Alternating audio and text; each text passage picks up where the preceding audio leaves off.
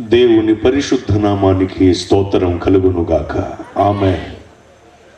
మంచిది ప్రియులారా, ప్రభువు మహాకృపను బట్టి అల్పుడనగు నేను ఈ అద్భుతమైనటువంటి సభలో పాలుపంపులు పొందటానికి ప్రభు కృప చూపారు.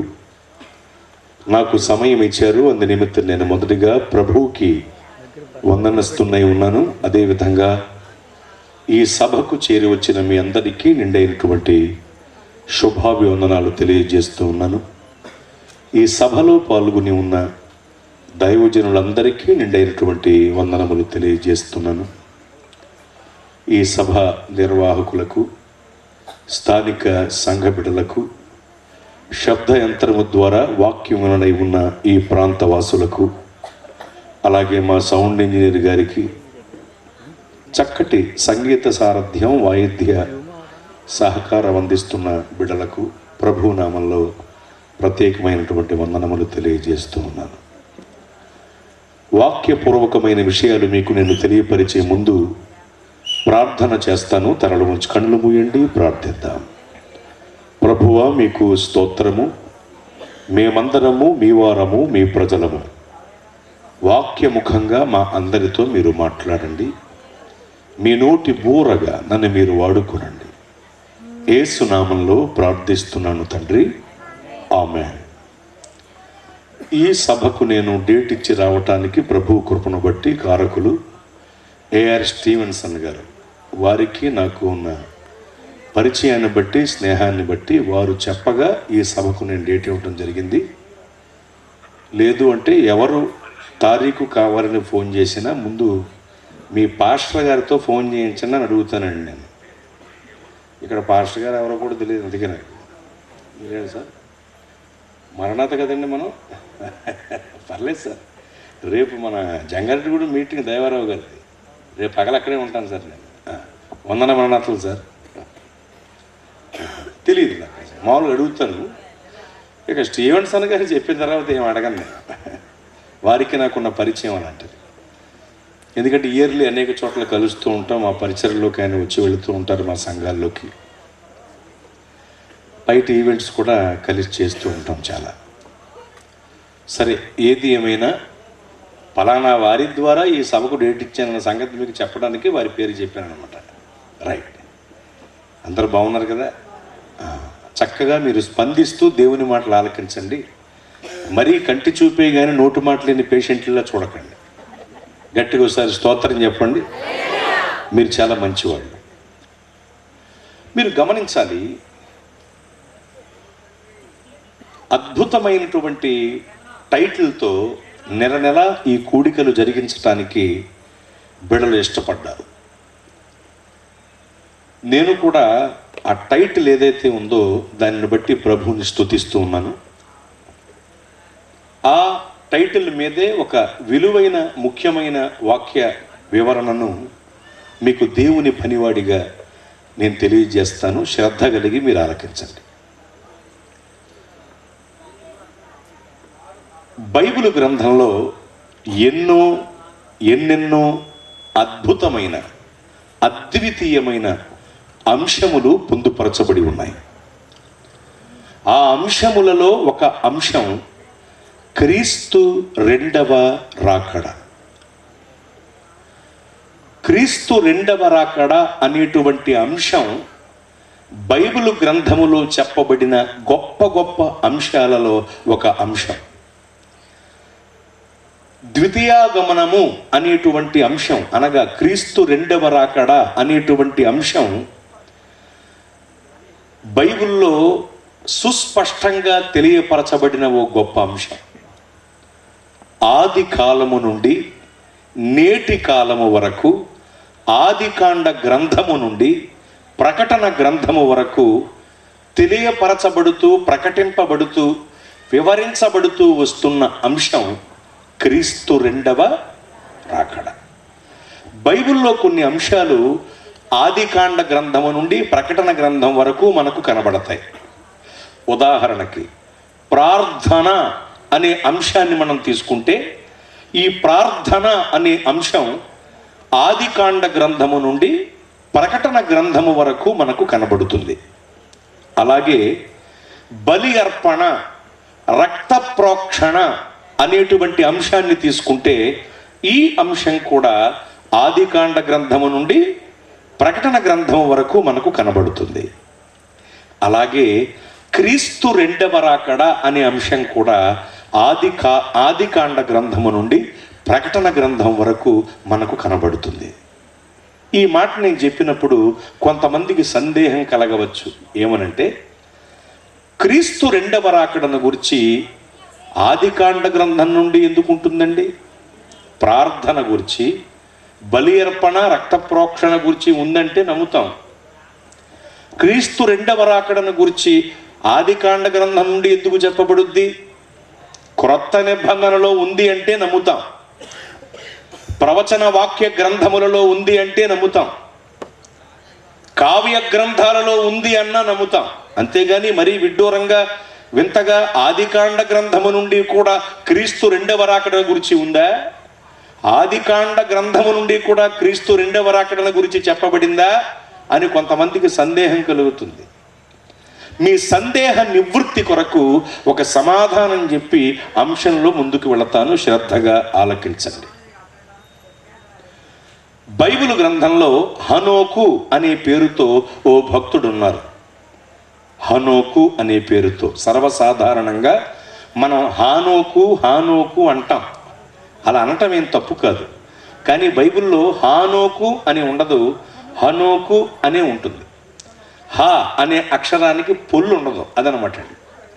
అయ్యో అలాగా అండి, ఎంతవరకు మేము ఆ పొల్లు పెట్టేసి పలికేశాం, ఎంత పాపం చేసేసాం, తెగులుగాని వచ్చేస్తాయా అని కంగారు పడకండి. వాడుక భాషలో కొన్ని పదాలు మరొక విధంగా పలకబడతాయి, అదేం తప్పేం కాదు. మరీ వింతగా మార్చేసి పలికితే తప్పు. ఇప్పుడు వియ్యంకురాలు వియ్యపురాలు అనాలి. ఏప్రల్ వచ్చింది అంటావు నువ్వు. ఏప్రాలు కాదు, వియ్యంకురాలు వియ్యపురాలు, ఏప్రల్ అంటావు. అలా మార్చేస్తే తప్పు. అర్థమవుతుందండి? అంత మార్చేయకూడదు. నేను పరిచర్యకి వెళ్ళిన క్రొత్తలో ఒక పాస్టర్ గారి పేరు వినబడుతూ ఉండేది ఆ ప్రాంతాల్లో. మంచి పాస్టర్ గారు ఆయన, అల్లపరెడ్డి గారు అనేవాళ్ళు. నేను అనుకున్నాను అల్లపరెడ్డి గారు అంటే అల్లం వ్యాపారం చేసిన రెడ్డి గారేమో, ప్రభువుని నమ్ముకున్నారు ఈయన అనుకున్నాను. కొన్నాళ్ళు గడిచాక ఆయన మీటింగ్లు పెడితే ఆ మీటింగ్ పేపర్లో చూశాను ఆల్ఫ్రెడ్ అతని పేరు. ఇంతకీ ఏమిటండి అది? ఆల్ఫ్రెడ్, అద్భుతమైన పేరు. ఈ ఆల్ఫ్రెడ్ అనే దాన్ని ఎలా మార్చేశారు? అల్లపరెడ్డి. మీకోసం ఎస్ఐ గారు వచ్చారండి అన్నాడు ఒక ఆయన ఉదయాన్నే. తీరా వెళ్ళి చూస్తే ఎస్ఐ గారు కాదు, యషయా గారు. పల్లెటూళ్ళల్లో కొన్ని పదాలు ఇలా మార్చేస్తూ ఉంటారు కదండి. మరీ దారుణంగా అలా మార్చేస్తే తప్పు, కానీ చిన్న మార్పులు ఉంటాయి కొన్ని, అది పెద్ద పొరపాటు ఏం కాదు. పలికే వాడుక భాషలో అలా అనబడతాయి తప్ప అది తప్పితం కాదు. హనోకు అనే మాటని, లేక ఆ పేరుని ఏమంటాం మనం మామూలుగా? హానోకు అంటాం. అలా అంటంలో తప్పేమీ లేదు, గుర్తుంచుకోండి. సరే, ఏది ఏమైనా హనోకు అనేటువంటి ఓ గొప్ప భక్తుడు ఉన్నారండి బైబిల్ గ్రంథంలో. బైబిల్లో హనోకు అనే పేరుతో నలుగురు కనపడతారు మనకి. ఈ నలుగురు కూడా ఆదికాండ గ్రంథానికి చెందినవారే. ఒకతను కయ్యూను కుమారుడైన హనోకు, రెండవతను ఏరెదు కుమారుడైన హనోకు, మూడవతను మిద్యాను కుమారుడైన హనోకు, నాలుగవతను రూబేను కుమారుడైన హనోకు. ఇలా నలుగురు హనోకులు ఉన్నారు బైబిల్ గ్రంథంలో. ఈ నలుగురులో దేవునితో నడిచి దేవుని చేత కొనిపోబడింది మాత్రం ఒక్క హనోక్ గారే. అతనే రెండవ హనోక్ గారు, ఏరెదు కుమారుడైన హనోక్ గారు. ఆదికాండ గ్రంథంలో 5వ అధ్యాయంలో మనకు కనబడేటువంటి హనోకు గారు, భక్తుడైన హనోకు గారు. ఇక్కడ మీరు గమనిస్తే ఉండటానికి నలుగురు హనోక్ గారులు ఉన్నారు, కానీ కొనిపోబడింది మాత్రం ఒక్కరే. ఇది క్రైస్తవ సంఘము, ఇది క్రైస్తవ సంఘము, ఇది క్రైస్తవ సంఘము అని పిలవబడుతున్న సంఘాలు ఎన్నో ఉన్నాయి ఈ భూమి మీద, కానీ ఎత్తబడే సంఘం మాత్రం ఒక్కటే. గుర్తుంచుకోండి. నలుగురు హనోకులున్నా కొనుక్కోబడింది ఒక్క హనోక్ గారే. ఎన్ని పేర్లతో క్రైస్తవ సంఘాలున్నా ఎత్తబడే సంఘం మాత్రం ఒకటే. సరే, నలుగురు హనోకుల్లో రెండవ హనోకు గారు దేవునితో నడిచి నడిచి దేవుని చేత కొనుక్కోబడిన హనోక్ గారు. ఈ కొనిపోబడిన హనోక్ గారు ఎత్తబడే సంఘానికి ముంగుర్తుగా ఉన్న హనోక్ గారు. ఈ హనోకు గారిలో మనం నేర్చుకోవలసిన 7 గొప్ప విషయాలు ఉన్నాయి. నాతో చెప్పండి, ఎన్ని? 7 గొప్ప విషయాలు ఉన్నాయండి. ఆ 7 మూడవది ఏమిటంటే, అతడు ప్రవచన వరం కలిగిన భక్తుడు. చెప్పండి, ఏ వరం అండి? హనోకు గారికి ప్రవచన వరం ఉన్నది.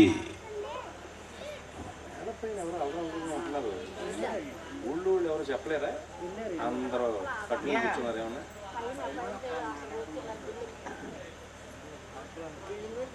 జాగ్రత్తగా ఆలకించండి. మీరు గమనించాలి ప్రియులారా. మూడవది ఏమిటంటే, అతడు ప్రవచన వరం కలిగిన వాడు. ఎలా చెప్పొచ్చు ఈ విషయం అంటే, పరిశుద్ధాత్మ దేవుడు భక్తుడైన యోధా గారి ద్వారా వ్రాయించారు ఈ విషయాన్ని. మీరు యోధా పత్రిక చూస్తే అధ్యాయాలు ఉండవు, కేవలం వచనములు ఉంటాయి. మీ సౌకర్యం కొరకు ఒక అధ్యాయం అని మీరు అనుకుని చూడండి. 14-15 వాక్యములను తర్వాత చదువుకోండి. అక్కడ ఉన్న వృత్తాంతం చెబుతా, మీకు విషయం చెప్పేస్తాను. హనోకు గారు ఆదాము గారి తరువాత 7వ వాడిగా కొనియాడబడిన భక్తుడు. హనోకు గారు దర్శనంలో దేవుని రాకడను చూచినవాడు. యేసు ప్రభువు వారి రాకడను చూశారు. దర్శనంలో యేసు ప్రభువు వారి రాకడ గురించి చూచి ప్రవచనాత్మకంగా క్రీస్తు రాకడను గురించి ముందుగానే చెప్పిన భక్తుడు హనోకు గారు. జరగబోయేది చెప్పారు అంటే అతడు ప్రవక్త కాదా? అది గుర్తుంచుకోండి. క్రీస్తు రాకడను గురించి ప్రవచించిన ప్రవక్తలలో ఓ గొప్ప ప్రవక్త హనోకు గారు. ఈ విషయం యోధా పత్రికలో పరిశుద్ధాత్ముడు వ్రాయించారు. గమనించాలి, హనోకు గారు ఏ కాలానికి చెందిన భక్తుడు? ఆది కాలానికి చెందిన భక్తుడు. ఈ కాలం వాడు కాదుగా, అలాగని ఆది అపోస్తుల కాలం వాడు కూడా కాదుగా. పూర్తిగా అతని చరిత్రను గమనిస్తే అతడు ఆది కాలానికి చెందినవాడు. అతడు ఆది కాలానికి చెందినవాడు. ఓకే, ఏ గ్రంథానికి చెందినవాడు? కొత్త నిబంధనలో అతని గురించి ఉందిలే, కానీ ఏ గ్రంథానికి చెందినవాడు అంటే ఏం చెబుతాం? ఆదికాండ గ్రంథానికి చెందినవాడు. ఆది కాలానికి, ఆదికాండ గ్రంథానికి చెందిన హనోకు గారు క్రీస్తు 2వ రాకడను గురించి ప్రవచించినట్లుగా బైబిల్లో ఉంది. అంటే యేసు ప్రభువు వారి 2వ రాకడను గురించి ఎప్పటి నుండి చెప్పబడుతున్నట్లు లెక్క? అదనమాట అండి. ఆది కాలము నుండి, ఆదికాండ గ్రంథము నుండే క్రీస్తు 2వ రాకడను గురించి చెప్పబడుతున్నట్లు లెక్క. ఎక్కడే ఒక మాట, కొంతమంది మేధావులు ఉంటారు, మహానుభావులు ఉంటారు కొంతమంది. మనం మనుషులం, వాళ్ళు మహానుభావులు. ఈ మహానుభావులైన వాళ్ళు ఏమంటారంటే, మరి ఆదికాండ గ్రంథంలో ఆ విషయం రాయబడి లేదుగా అంటారు. యోధాపత్రికలో ఉన్న విషయం ఆదికాండ గ్రంథములో లేదుగా అంటారు. మేధావులు అనే మాటలు ఇవి. అయితే ఒక జవాబు ఏమిటంటే, నువ్వు అనుకున్నట్లల్లా ఉండటానికి, నువ్వు అనుకున్న చోటల్లా వ్రాయబడి ఉండటానికి బైబిల్ నీ ఇంట్లో ఉండే నీ పిల్లాడి నోటు బుక్ కాదు. బైబిల్ పరమ వేదం, పరమ ప్రామాణికం, గ్రంథరాజం, పరిశుద్ధ గ్రంథం. కొంత ఇచ్చట కొంత అచట ఉంటుంది. పరిశుద్ధాత్మ అనే వాయువు సాయంతో వాటిని ప్రోగు చేసుకుని ధ్యానించి నేర్చుకోవాలని యెషయా గ్రంథంలో దేవుడే వ్రాయించారు. కనుక నువ్వు అనుకున్నట్లల్లా, అనుకున్న చోటల్లా వ్రాయబడి ఉండదు. అలా ఉంటే అది నీ ఇంట్లో పిల్లాడి నోటుబుక్ అవుద్ది. కనుక ఉద్దేశం మంచిదైతే ప్రదేశం ఏదైనా పర్వాలేదనే సూత్రాన్ని బట్టి చూస్తే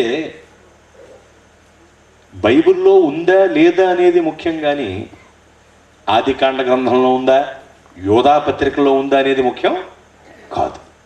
కనుక బైబిల్లో ఉంది హనోకు గారు క్రీస్తు 2వ రాకడను గురించి చెప్పినట్లు. అందుకని అంటున్నాను, ఆది కాలము నుండి, ఆదికాండ గ్రంథము నుండి క్రీస్తు 2వ రాకడను గురించి చెప్పబడుతుంది. ఇంకా చెప్పాలి అంటే ఆదికాండ గ్రంథం నుండి ప్రకటన గ్రంథం వరకు ఎందరో ప్రవక్తలు ప్రవచించారు క్రీస్తు 2వ రాకడను గురించి. ఎందరో సార్ వినండి సార్, మీరు కూడా ఆలకించండి సార్. ఎందరో ప్రవక్తలు ప్రవచించారు క్రీస్తు రెండవ రాకడను గురించి. ఆధ్యాత్మిక రచయితలు రచించారు క్రీస్తు రెండవ రాకడను గురించి. ఎందరో భక్తులు తమ నోటితో వచించారు క్రీస్తు రెండవ రాకడను గురించి. ఆది అపోస్తలులు కూడా క్రీస్తు రాకడను గురించి ప్రసంగాలు చేశారు, పత్రికా పాఠాల్లో కూడా చెప్పారు. అంతేకాదు దూతలు కూడా ఈ విషయాన్ని ఉటంకించారు, దేవదూతలు. ప్రకటన గ్రంథంలోనికి వెళ్ళి చూస్తేనండి, ప్రకటన గ్రంథంలో యేసు ప్రభువు వారి చెప్పారు స్వయంగా, ఇదిగో నేను త్వరగా వచ్చుచున్నాను అని. ఇలా ఆదికాండ గ్రంథం నుండి ప్రకటన గ్రంథం వరకు ప్రవక్తల చేత ప్రవచింపబడి, ఆధ్యాత్మిక రచయితల చేత రచింపబడి, ఎందరో భక్తుల చేత వచింపబడి, ఆది అపోస్తలుల ద్వారా కూడా ప్రసంగించబడి, పత్రికా పాఠాల్లో చెప్పబడి, దేవదూతల నోట కూడా ఉటంకించబడిన గొప్ప అంశం ప్రకటన గ్రంథంలో ప్రభువే స్వయంగా చెప్పిన విషయం క్రీస్తు రెండవ రాకడ.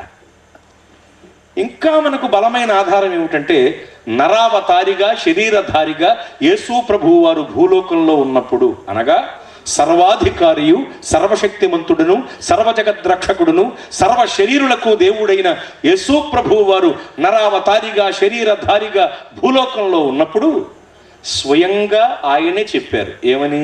మీ హృదయములను కలవరపడనివ్వకండి, నా తండ్రి ఇంట అనేక నివాసములు కలవు, లేని ఎడల నేను మీకు చెప్పేవాడిని.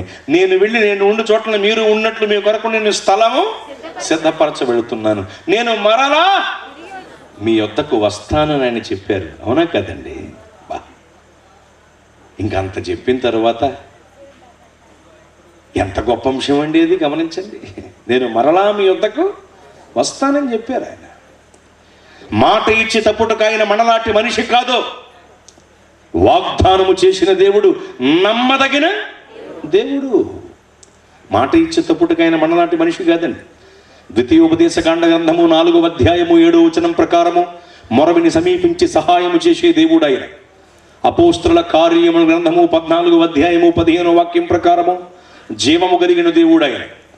భక్తుడైనటువంటి యోహాను గారి చేత పరిశుద్ధాత్ముడు వ్రాయించిన మొదటి పత్రిక 5వ అధ్యాయము 20వ వాక్యం ప్రకారము నిజమైన దేవుడు ఆయన. తీతుకు రాయబడిన పత్రిక ప్రకారము మహాదేవుడు ఆయన. రోమా పత్రిక 9:5 ప్రకారము సర్వాధికారి అయిన దేవుడు ఆయన. కొలస్సీ పత్రిక 2:9 ప్రకారము పరిపూర్ణమైన దైవత్వము కలిగిన దేవుడు ఆయన.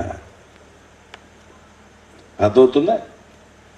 నిజమైన దేవుడిని పిలువబడటానికి, పిలిపించుకోవటానికి, ఆరాధింపబడటానికి తగిన అర్హతలు కలిగిన దేవుడండి ఆయన. గొప్ప దేవుడు ఆయన. మాట ఇచ్చి తప్పుడుకు ఆయన మనలాంటి మనిషి కాదు, గొప్ప దేవుడు. ఆయన అన్నారు, నేను మరలా వస్తాను అని. వస్తాను అని చెప్పిన దేవుడు మాట తప్పడు. తప్పకుండా ఆయన వస్తారు. నెరవేర్చబడబోతున్న అంశం క్రీస్తు రెండవ రాకడ. తప్పకుండా ఆయన వస్తారు. అయితే ఈసారి వచ్చేది పాపుల కొరకు కాదు. ఈసారి వచ్చేది పాపుల కొరకు కాదు, పరిశుద్ధ సంఘము కొరకు. మొదటి రాకడలో ఆయన వచ్చింది పాపుల కొరకే. పాపులను రక్షించుటకు క్రీస్తు యేసు లోకమునకు వచ్చిన వాక్యము నమ్మదగినది, పూర్ణాంగీకారమునకు యోగ్యమైనదియునై ఉన్నది. మొదటి రాకడలో ఆయన వచ్చింది పాపుల కొరకే. కానీ రెండవ రాకడలో ఆయన రాబోతున్నది పరిశుద్ధ సంఘము కొరకు. ఎందుకంటే రెండవ రాకడలో రాబోతున్న యేసు ప్రభువు వారికి కావలసినది ముడత మచ్చ డాగు కలంకమట్టిదేదీ లేనిదైన ఆత్మీయ సౌందర్యము కలిగిన పరిశుద్ధ వధువు సంఘం మాత్రమే. రెండవ రాకడలో రాబోతున్న ప్రభువుకి ముడత మచ్చ డాగు కలంకమట్టిదేదీ లేనిదైన ఆత్మీయ సౌందర్యము కలిగిన పరిశుద్ధ వధువు సంఘమే కావాలి. ఆయనకి రెండవ రాకడలో పాపులు కాదు కావాల్సింది. ఎందుకంటే పరలోకానికి పాపులు వెళ్ళరుగా. మొదటి రాకడలో పాపుల కొరకు వచ్చాడు ఆయన.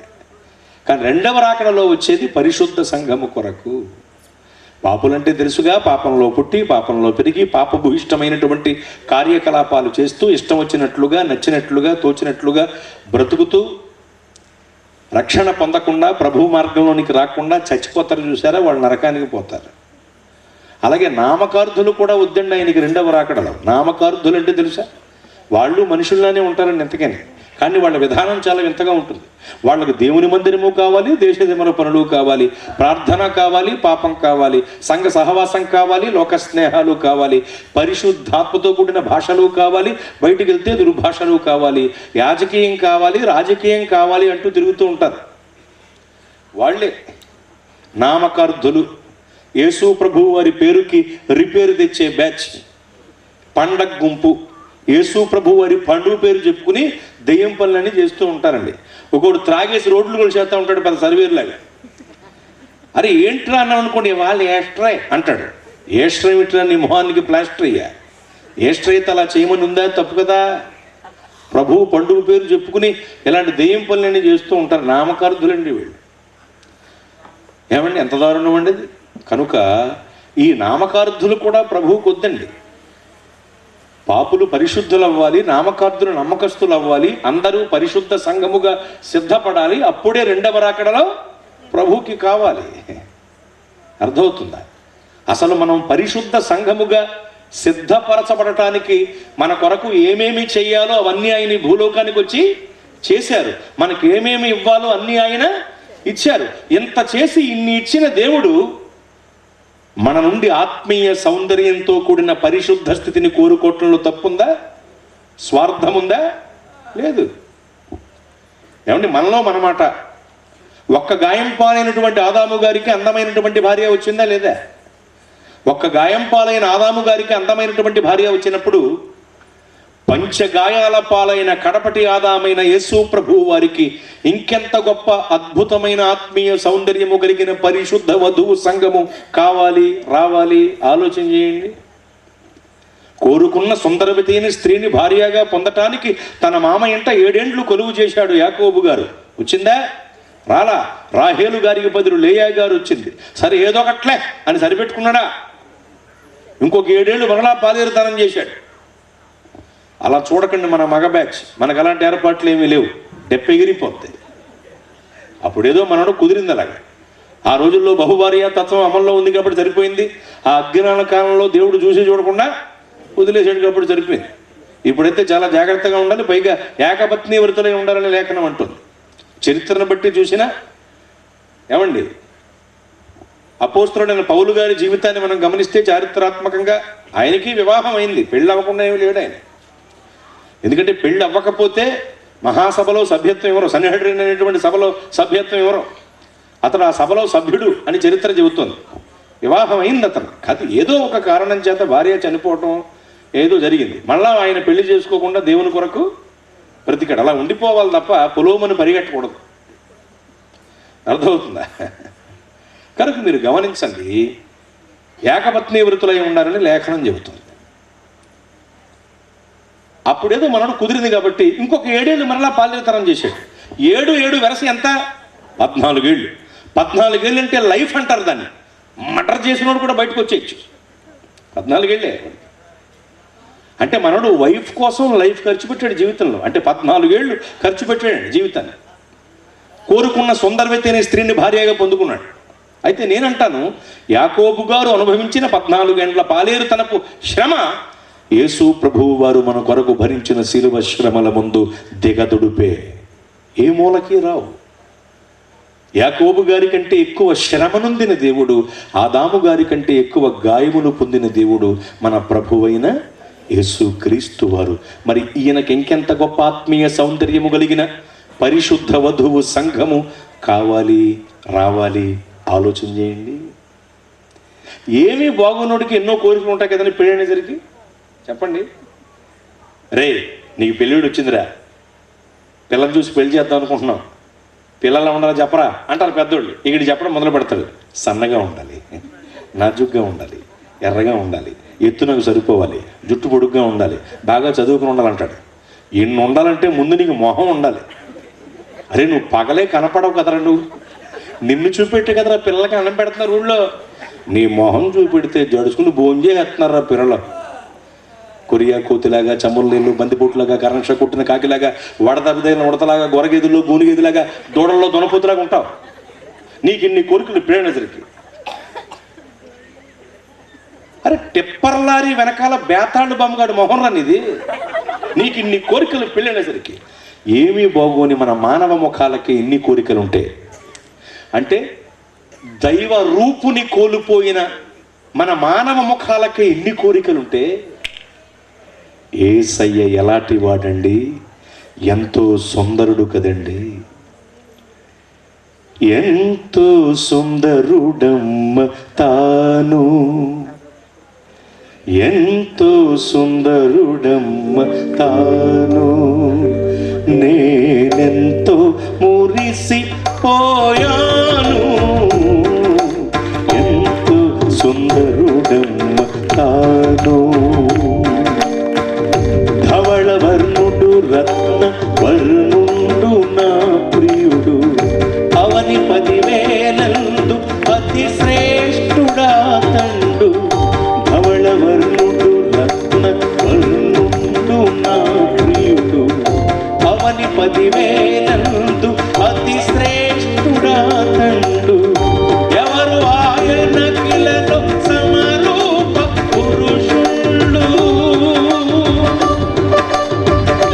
ఎవరు ఆయన కిలలో సమరూప పురుషుళ్ళు, అవలీలగా అతని గుర్తింపగలనమ్మ, అవలీలగా అతని గుర్తింపగలనమ్మ. ఎంతో తానెంతో అతడెంతో సుందరుడమ్మ తాను, నేనెంతో మురిసిపోయాను. ఎంతో సుందరుడమ్మ తాను. ఎంతో సుందరుడండి యేసు ప్రభువు వారు. యేసు ప్రభువు వారి యొక్క విశ్వరూపము నీవు చూడాలంటే ప్రకటన గ్రంథం చదవాలి. యేసు ప్రభువు వారి యొక్క సుందర స్వరూపాన్ని చూడాలంటే పరమగీతముల గ్రంథం చదవాలి. ప్రకటన గ్రంథములో ఆయన విశ్వరూపం ఉంటుంది, పరమగీతముల గ్రంథంలో ఆయన సుందర స్వరూపం ఉంటుంది. ఆయన సుందరత్వాన్ని గురించి ఒక గ్రంథమే వ్రాయబడింది. మరి మనమెంత సుందరాంగులమని మనకిన్ని కోరికలు ఉంటాయి. రోజు ఆముదంతో అట్లేసుకు తినే మొహం నీది, నీకు ఇన్ని కోరికలు ఉంటాయి పెళ్ళి అనేసరికి. ఎంతో సుందరుడై ఉండి మన కొరకు స్వరూపమైనను సొగసైనను లేనివాడిగా అయిపోయారు యేసు ప్రభువు వారు. తన రూపుని కోల్పోయిన మన కొరకు మన రూపంలో భూలోకానికి వచ్చి మనల్ని తన రూపంలోనికి మార్చుకోవటానికి ఆయన స్వరూపమైనను సొగసైనను లేనివాడిగా అయిపోయారు కదా. ఆయన మన నుండి ఆత్మీయ సౌందర్యంతో కూడిన పరిశుద్ధ స్థితిని కోరుకోవటం న్యాయమా కదా? ఏమన్నా తప్పిదం ఉందా? అందులో స్వార్థం ఉందా? లేదు. ఎందుకంటే రెండవ రాకడలో రాబోతున్న యేసు ప్రభువు వారికి కావలసినది ముడత మచ్చ డాగు కలంకమట్టిదేది లేనిదైన ఆత్మీయ సౌందర్యము కలిగిన పరిశుద్ధ వధువు సంఘం మాత్రమే. ఆయన అలా కోరుకుంటున్నారు కనుక ఆయన కోరుకుంటున్న కోరికకు తగిన వారంగా మనం మారాలి. ఆయన కోరుకుంటున్న రూపురేఖల్లోనికి మనం రూపాంతరం చెందాలి. ముడత మచ్చ డాగు కలంకమట్టిదేది లేనిదైన ఆత్మీయ సౌందర్యము కలిగిన పరిశుద్ధ వధువు సంఘముగా మనం రాకడకు సిద్ధపడాలి. సిద్ధపడితే మనం ఎత్తబడతాం. నాతో చెప్పండి, సిద్ధపడితే మనం ఎత్తబడతాం. సిద్ధపడితే మనం ఎత్తబడతామండి. ఎత్తబడతాం అనే దగ్గర పెద్ద గొడవ ఉంది తెలుసా మీకు? ఏంటా గొడవ అంటే, ఎప్పుడు ఎత్తబడతామండి అని వచ్చేస్తారు కొంతమంది. శ్రమలకు ముందా, శ్రమలకు మహాశ్రమలకు మధ్యలోనా అని అడగటం మొదలెట్టేస్తారు. ఎంత దారుణం అండి అది. నేను చెప్తున్నా మీకు, క్రైస్తవ్యంలో ఈ వివాదం ఉంది కొన్ని చోట్ల. అందరూ అలా ఉన్నారని నేను అంటలేదు, కొంతమంది ఉన్నారు. ఎప్పుడు ఎత్తబడాలో వాళ్లకు తెలియాలి, కానీ వీళ్ళు మాత్రం రాకడకు సిద్ధపడరండి. వివాదాల పాలవుతారు, వాదాలు పెట్టుకుంటూ ఉంటారు. ప్రార్థన దర్శన పట్టుజల తారు ముంగమూరి దేవదాసయ్య గారు గొప్ప దైవజనులండి ఆయన. నేను బైబిల్ మిషన్ వాడిని కాదు, అయినను ఆ దైవజనులంటే నాకు అభిమానం. అలాగని నేను బైబిల్ విషయం వాడిని కాను అని చెప్పడం కూడా న్యాయం కాదు. ఎందుకు కాదంటే, దైవజనుడు ముంగమూరి దేవదాసయ్య గారు అన్నారు, బైబిల్ మిషన్లో ఉండి సేవ చేస్తున్న వాళ్ళే బైబిల్ మిషన్ వాళ్ళు కాదు. వాళ్ళు బైబిల్ మిషన్ వాళ్ళే బైబిల్ మిషన్ వాళ్ళు కాదు. ఎవరైతే బైబిల్ ప్రకారం సేవ చేస్తున్నారో వాళ్ళందరూ బైబిల్ మిషన్ వారే అన్నాడు ఆయన. ఏదో ఈ మినిస్ట్రీలో ఉన్నంత మాత్రాన బైబిల్ మిషన్ వారిని మీరు అనుకుంటారేమో. మినిస్ట్రీలో ఉన్న వాళ్ళందరూ బైబిల్ మిషన్ వారే, కాదంటలేదు. కానీ వీళ్ళే బైబిల్ మిషన్ వాళ్ళు కాదు. బైబిల్ ప్రకారం ఎవరు సేవ చేస్తున్నా వాళ్ళందరూ బైబిల్ మిషన్ వారే అన్నారు. అసలు మిషన్ అంటే అర్థం పని. అర్థమవుతుందా? బైబిల్ మిషన్ అంటే బైబిల్ యొక్క పని, లేక లేఖనముల క్రమంతో కూడిన పని అది అన్నారు దైవజనుడు. గొప్ప దైవజనుడు, నాకు చాలా ఇష్టం అయినట్టు. నేను అన్ని డినామినేషన్లకు వెళ్తూ ఉంటాను.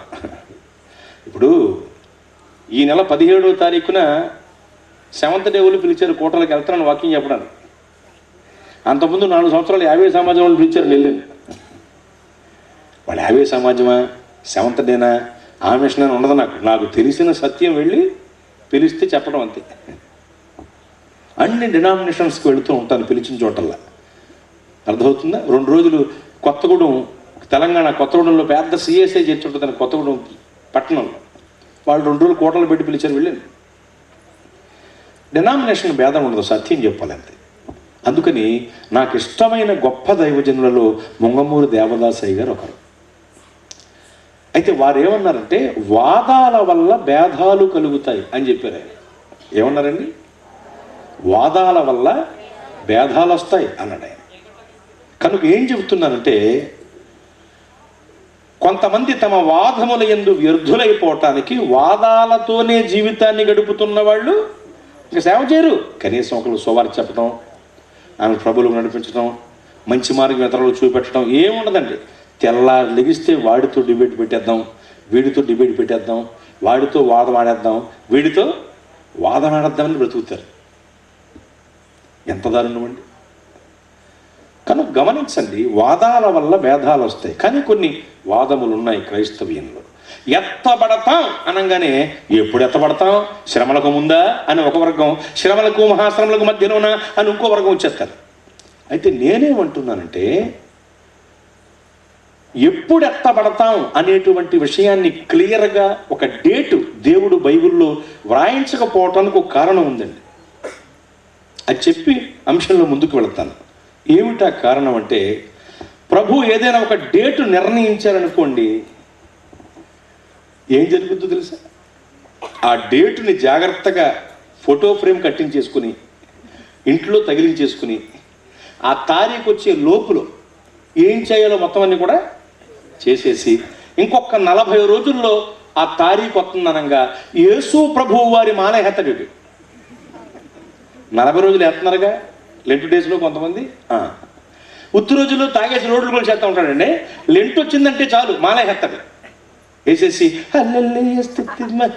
అని తిరుగుతూ ఉంటాడు. 10 రోజులు బాగానే చేస్తాడు, 11వ రోజు నుండి ఎప్పుడైపోద్దా అని చేస్తూ ఉంటాడు. సరే, గుడ్ ఫ్రైడే వస్తుంది. గుడ్ ఫ్రైడే రోజున 3 దాటాకి వీడు 3 మారిపోద్దండి. ఎందుకు? 3 దాటిందంటే 7 మాటలు అయిపోతాయి. యేసుబాబుని సిలువలో చంపేశారు, చనిపోయాడు. అవునా కదండి? కాబట్టి ఇంకా 3 దాటితే 3 మారిపోద్దాడు. మాల తీసేసి, యేసు ప్రభు వారి మాల ధారణ వచ్చింది మధ్యన తీసేసి మొదలెడతాడండి. 40 రోజులు మానేశాడు కదా, మొదలెట్టి త్రాగేస్తాడు. శుక్రవారం పొద్దు గడిచిపోద్ది, ఇంకా శనివారం వచ్చేద్ది. శనివారం కూడా గడిచిపోద్ది త్రాగుడుతూనే వాడికి. ఎందుకంటే శనివారం ప్రభువు సమాధిలో ఉన్నాడు చూడడం అని వీడి నమ్మకం. తాగేస్తాడు.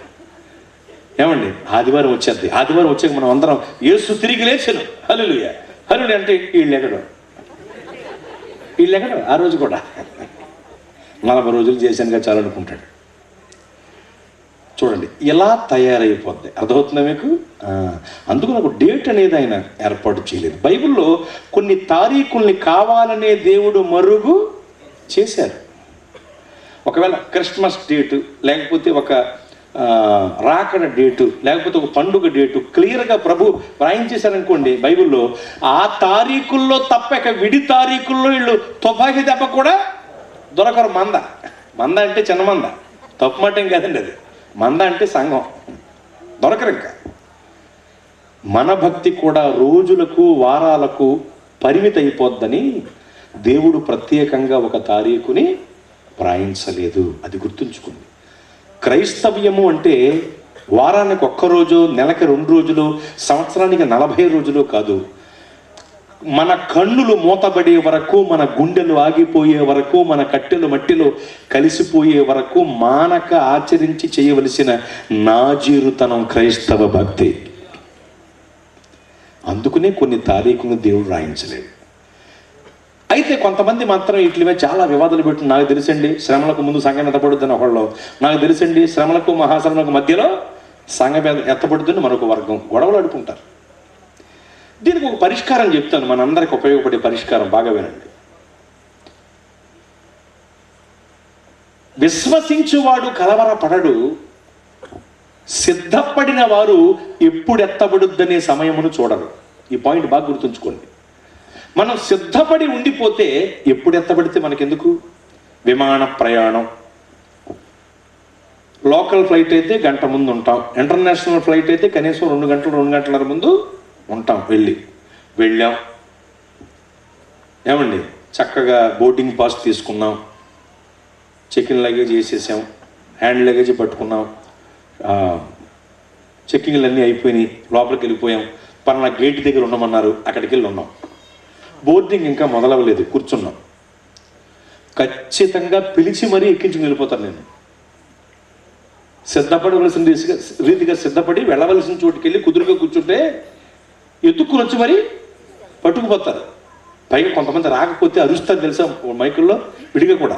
నక్కా సుబ్బారావు, బొక్క అప్పారావు, పిల్లి పాపారావు, పంది ప్రసాదు, ఇవన్నీ ఇంటి పేర్లు అండి. నవ్వుతారండి, తప్పది. ఇంటి పేర్లు లేవండి ఇవి.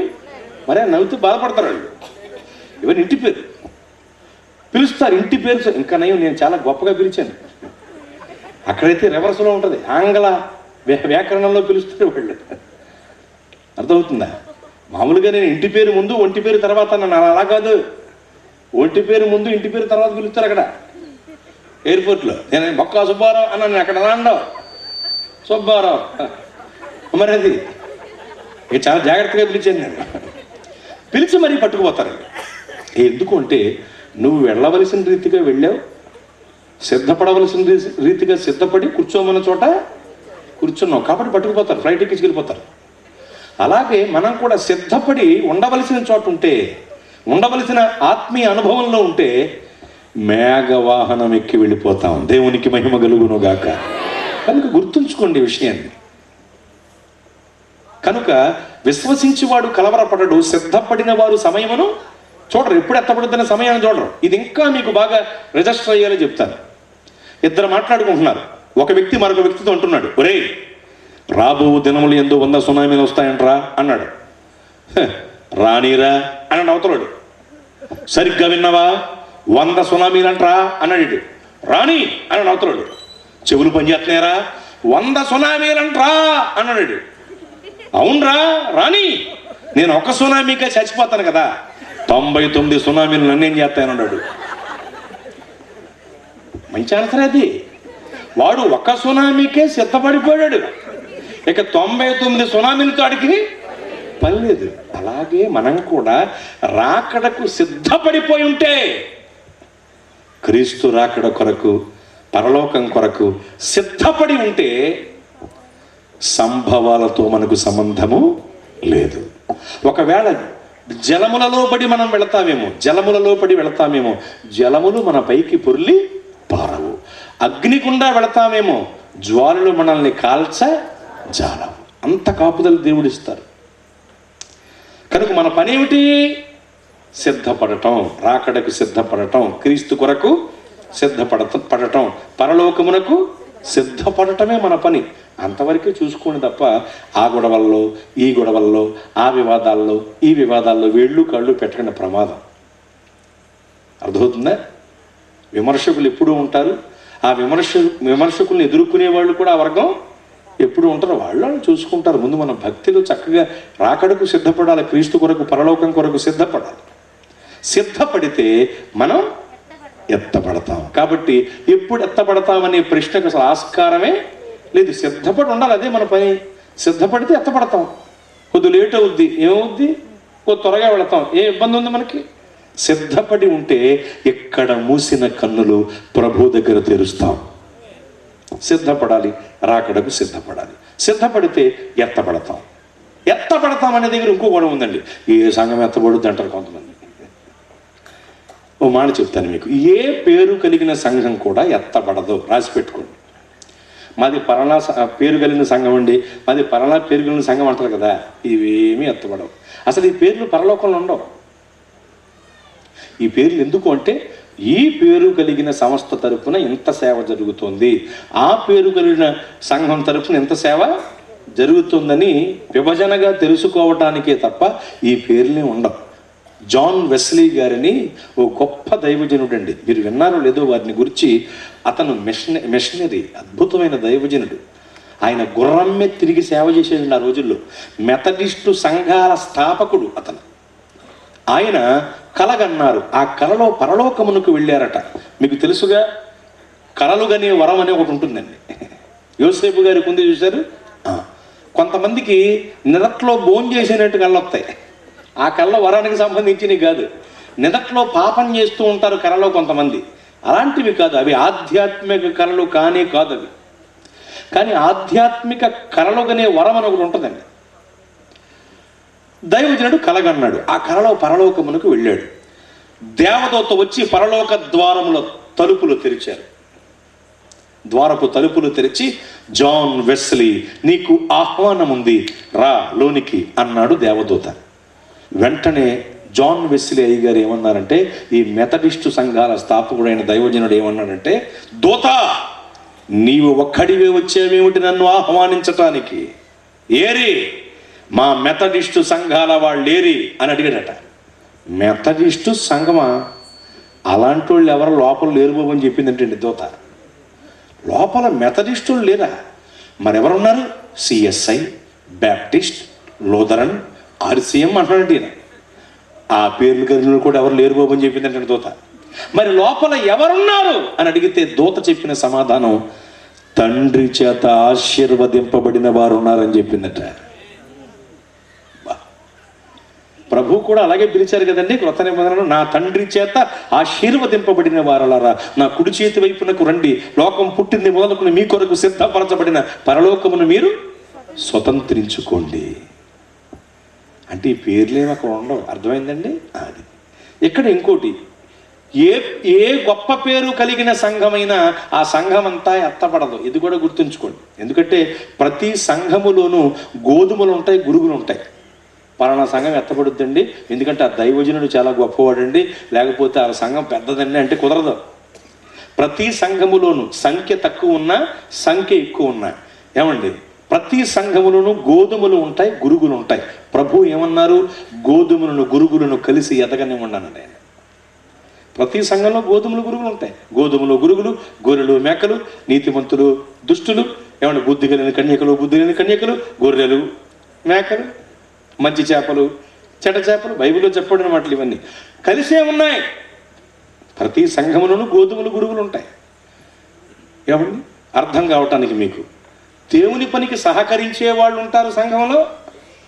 ఇప్పుడు ఇది అవసరమా, ఈ సభ పెట్టాలా, లేక ఈ కార్యక్రమం చేయాలా అని వ్యతిరేకించే వాళ్ళు కూడా సంఘంలో ఉంటారు కదా. దైవజనుడికి వెన్నుదన్నుగా నిలిచి సహకరించే వాళ్ళు ఉంటారు, దైవజనుడిని విమర్శించి వ్యతిరేకంగా బ్రతుకుతున్న వాళ్ళు ఉంటారు కదా సంఘంలో. అంతే మీకు అర్థం. గోధుమలు ఉన్నాయి, గురుగులు ఉన్నాయి, అర్థం అంతే. కాకపోతే కొన్ని సంఘాలలో గోధుమల సంఖ్య ఎక్కువ ఉంటుంది, కొన్ని సంఘాలలో గురుగుల సంఖ్య ఎక్కువ ఉంటుంది, అంతే తప్ప ప్రతి సంఘములోనూ గోధుమలు ఉంటాయి, గురుగులు ఉంటాయి. అందుకని ఆ సంఘం చాలా గొప్పదండి, ఈ సంఘం చెడ్డదండి అని చెప్పడానికి లేదు. ప్రతి సంఘములోనూ గోధుమలు గురుగులు ఉంటాయి. కనుక ఏ సంఘము ఎలాంటి గొప్ప పేరు కలిగిన సంఘమైనా ఎత్తబడదు. మరి ఎత్తబడే సంఘం ఏది అంటే చెబుతున్నా వినండి. ఎవరైతే మారు మనస్సు పొంది పాపక్షమాపణ నిమిత్తమై బాప్తిస్మం పొంది మూర్ఖుల ఈ తరము వారి నుండి వేరై రక్షణ పొంది ప్రభు మార్గంలో, ప్రభు మాటల బాటలో ప్రార్థనాపూర్వకంగా ముందుకు కొనసాగుతూ పరిశుద్ధాత్మ అభిషేకాన్ని పొంది ముందుకు కొనసాగి గురి యొద్దకు చేరే ప్రయత్నంలో వెళ్ళిపోతూ ఉంటారో, అలా వెళ్ళేవాళ్ళు, వెళ్ళిన వాళ్ళు ఎక్కడున్నా, అది నబీపేట కావచ్చు, మల్క్పేట కావచ్చు, పెదలంక కావచ్చు, పద్మాసు లంక కావచ్చు, ఎక్కడున్నా ఇలాంటి వాళ్ళందరూ కూడా రాకడలో ఒక్కసారి ఎత్తబడతారు. దేవునికి మహిమ కలుగును గాక. ఒక్కసారిగా ఎత్తబడతారు. అలా ఎత్తబడేటువంటి వాళ్ళందరి చేత ఏర్పడేటువంటి గొప్ప సమూహమే ప్రపంచ క్రైస్తవ సార్వత్రిక పరిశుద్ధ వధువు సంఘం, ఎత్తబడే సంఘం. దేవునికి మహిమ కలుగునుగాక. అది మహా గొప్ప పరిశుద్ధ సమూహము. ఆ సమూహంలో మనమందరం భాగమవ్వాలనే ఈ సభలు. అర్థమైందండి? కనుక ఏ పేరుకు రెండు సంఘమైనా అంతా ఎత్తబడదు. ఆ సంఘం ఎత్తబడుద్ది అనటానికి వీలు లేదు. ఎందుకంటే ఎవరైతే ప్రభు కొరకు నీతిగా, నియమంగా, పరిశుద్ధంగా బ్రతుకుతూ రాకడకు క్రమంగా సిద్ధపడి ఉంటారో, అలా సిద్ధపడి ఉన్న వాళ్ళు ఏ పేరు కలిగిన సంఘములో ఉన్నా, ఏ ప్రదేశములో ఉన్నా, ఏ దేశంలో ఉన్నా వాళ్ళందరూ ఖచ్చితంగా ఎత్తబడతారు. అలా ఎత్తబడేటువంటి వాళ్ళందరి చేత ఏర్పడే సంఘమే ఎత్తబడే సంఘం. మహామహిమాన్వితమైన గుంపది. ఆ గుంపులో మనం భాగం కావాలి. అందుకొరకే కూటాలు. కనుక గుర్తుంచుకోండి, సిద్ధపడితే మనం ఎత్తబడతాం. ప్రభువుని ఎదుర్కొంటాం. ప్రభు మనల్ని చేర్చుకుంటారు. క్రమంగా ఎదుర్కొంటే చేర్చుకుంటారు. పరలోకానికి చేరుస్తారు. అక్కడ నిత్య జీవాన్ని ఇస్తారు. చెప్పండి, ఏమిస్తారు? నిత్య జీవం. పరలోకం సామాన్యమైంది కాదండి. స్ఫటికం వంటి సముద్రము, జీవజల నది ప్రవాహము, జీవవృక్ష ఫలమునిచ్చేటువంటి చెట్లు అక్కడ ఉంటాయి. కోట్ల కొద్ది దూతలు, 24 పెద్దలు, 4 జీవులు, వాళ్ళందరూ చేసే స్తుతినాదాల ధ్వని అక్కడ ఉంటుంది. అక్కడ సూర్య చంద్రులతో అసలు పనే ఉండదండి. ఇక్కడ ఈ భూమి మీద మనకు అవసరం సూర్య చంద్రులతో. పరలోకంలో సూర్య చంద్రులతో పనే ఉండదు. దేవుడే అక్కడ నిత్యమైన కాంతిగా ప్రకాశిస్తూ ఉంటారు. సూర్యుడు లేని, చంద్రుడు లేని, చీకటి రాత్రులు లేనే లేని, సూర్యుడు లేని, చంద్రుడు లేని, చీకటి రాత్రులు లేనే లేని. ఆమేన్. పాట నచ్చకి వెళ్ళిపోతున్నాడు తమ్ముడు. నచ్చకపోతే ఆపేతులుగా వెళ్ళిపోతాడు. వెనక్కొచ్చే మామూలుగా వెళ్తానండి. పాట నచ్చక కదండి. అలాగండి. సరే. సూర్యుడు లేని, చంద్రుడు లేని, చీకటి రాత్రులు లేనే లేని, సూర్యుడు లేని, చంద్రుడు లేని, చీకటి రాత్రులు లేనే లేని, ఆ దివ్య నగరిలో కాంతులను విరజిమ్మెదవా నా యేసయ్యా. ఆ దివ్య నగరిలో కాంతులను విరజిమ్మెదవా నా యేసయ్యా. సియోనులో స్థిరమైన పునాది. సూర్య చంద్రులతో పరలోకంలో పని ఉండదు. బంగారము ఇక్కడ మన ఒంటి పైన ఉంటుందేమో, కానీ పరలోకంలో బంగారం మన పాదాల క్రింద ఉంటదే. సువర్ణ మణిమయ రతన గజత అలంకృతముగా అలంకరింపబడినటువంటి అద్భుతమైన నగరి పరమపురి. ఆకలి దప్పిలు ఇక్కడ తావు ఉండదు, కన్నీళ్లకు చోటు ఉండదు. ఏ అపరిశుద్ధత, రోగము అక్కడ ఏలిక చేయవు. అక్కడ మనం కూర్చోవటానికి సింహాసన స్థితి ఉంటుంది. పెట్టుకుని తిరగటానికి కిరీట భాగ్యం ఉంటుంది. ఎవరూ కొట్టివేయటానికి, తీసివేయటానికి వీరు లేని స్థిరమైన పౌరస్థితి పరలోకంలో మన కొరకు ఉంది. ఎంత అద్భుతం అండి. అక్కడ మనకు స్థిరమైన పౌరస్థితి ఉందండి. ఈ లోకం పౌరస్థితులు అయితే ఉంటాయి, లేక ఊడిపోతాయి. ఎందుకంటే కొన్ని చోట్ల బ్రతికున్న వాళ్ళకి ఆధార్ కార్డులు ఉంటలే, సచిన వాళ్ళకి ఉంటున్నాయి. బ్రతికున్న వాళ్ళకి ఉంటలే కొన్ని చోట్ల ఈసారి ఓటు వేసిన వాడికి మళ్ళీ ఎలక్షన్కి ఓటు ఉండలేదండి. మరి నెక్స్ట్ ఎలక్షన్కి ఎంతమందికి ఉంటాయో ఓడతాయో తెలియదు. ఎవరో కొంతమంది పేపర్లో చూడటమే, అదే పోలీసులు కూడా కొన్ని ఓట్లు తొలగించే పనులు పడ్డారని చూడండి, ఎంత చూడండి. మరి పోయినసారి వేసాను కదండి అంటున్నాడు వెళ్ళి, ఇప్పుడు లేదు అవతల పొమ్మంటున్నారు. ఓట్లు లేదంటే అర్థమేంటో తెలుసండి, వాడు లేడని, అంతే కదా. కొన్ని చోట్ల విఆర్ఓకి కోపం వస్తే రేషన్ కార్డులు పోతున్నాయి పల్లెటూళ్ళలో. After all VRO, after all అంటే ఏదైనా తప్పు మాట కాదండి బాబు, కోపంగా చూడకండి. ఆఫ్టర్ ఆల్ అంటే ఆఫ్టర్ ఆల్ అని, అంటే అతని పైన చాలామంది ఉంటారు అధికారులు, వాళ్ళందరి తరువాతి వాడు అని అర్థం. అది ఆఫ్టర్ ఆల్, అది అదే ఆఫ్టర్ ఆల్ అంటున్నాను. ఆఫ్టర్ ఆల్ విఆర్ఓకి కోపం వస్తే కొన్ని చోట్ల రేషన్ కార్డులు పోతున్నాయండి. ఎందుకు ఇవన్నీ చెప్తున్నానంటే, ఈ లోకపు గుర్తింపు కార్డులు, ఈ లోకపు పౌరస్థితులు ఉంటాయి లేక ఊడిపోతాయి.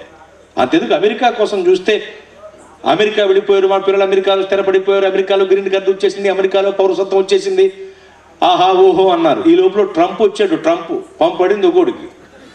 ఎప్పుడు ఎవడ కార్డు ఊడిపోద్దో తెలియలేదు, 4 ఏళ్ళు.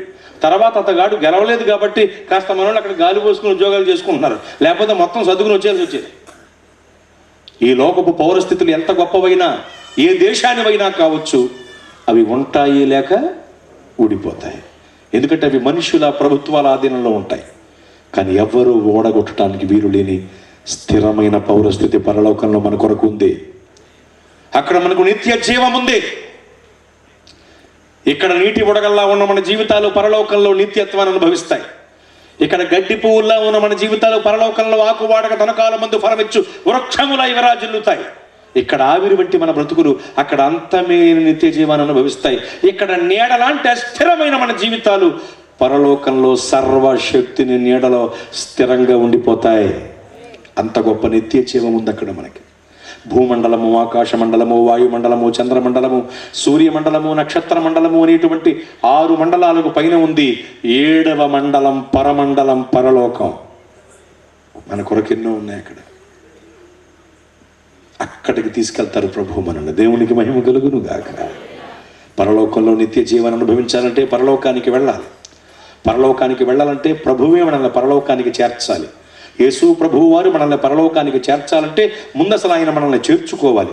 ఆయన మనల్ని చేర్చుకోవాలంటే మనం ఆయనను ఎదుర్కోవాలి.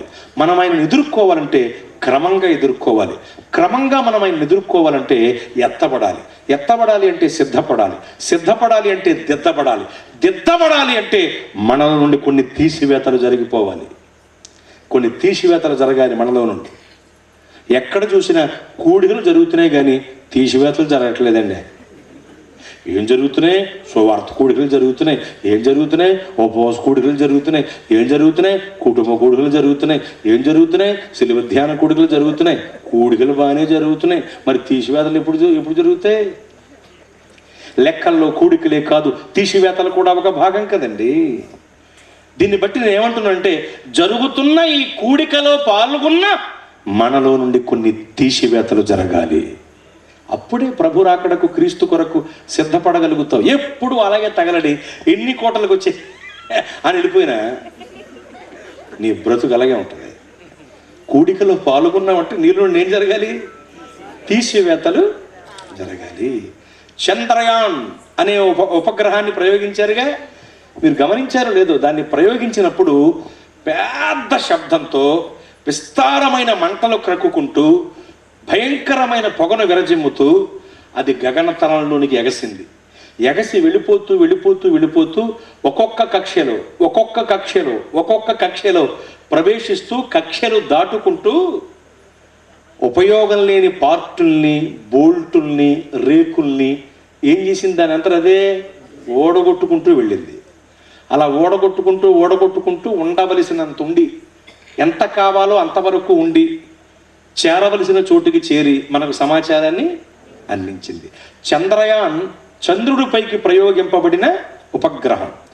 చంద్రుడి మీదకి ప్రయోగింపబడిన ఒక ఉపగ్రహం మానవరహిత యంత్రమే ఉపయోగం లేని వాటిని ఓడగొట్టుకుంది కదా, తీసివేతలు చేసుకుంది కదా. మనం ఎక్కడికి వెళ్ళాల్సిన వాళ్ళం? భూమండలము, ఆకాశ మండలము. లెక్కట్లేదు మీరు, ఇప్పుడు లెక్కెట్టుకోండి. ఇందాక చెప్పి 7 అంటే 7 అనుకుంటున్నారు. లెక్కెట్టుకోండి. భూమండలము, ఆకాశ మండలము, వాయుమండలము, చంద్రమండలము, సూర్యమండలము, నక్షత్ర మండలము అనేటువంటి 6 మండలాలకు పైన ఉన్న 7వ మండలమైన పరమండలానికి చేరవలసిన వాళ్ళం మనం. మరి మనం ఇంకెన్ని తీసివేతలు చేసుకోవాలి, ఎన్ని ఓడగొట్టుకోవాలి? ఆలోచన చేయండి. కనుక ఎత్తబడతాం, కానీ ఎత్తబడాలి అంటే సిద్ధపడాలి, సిద్ధపడాలి అంటే దిద్దపడాలి, దిద్దపడాలి అంటే నీలోని కొన్ని తీసివేతలు జరగాలి. సిద్ధపాటుకు ముందు జరగాల్సింది ఏంటి తెలుసా? దిద్దుబాటు. దిద్దపడకుండా రాకడకు నీవు సిద్ధపడలేవు, దిద్దపడకుండా క్రీస్తు కొరకు సిద్ధపడలేవు, దిద్దపడకుండా పరలోకం కొరకు నీవు సిద్ధపడలేవు.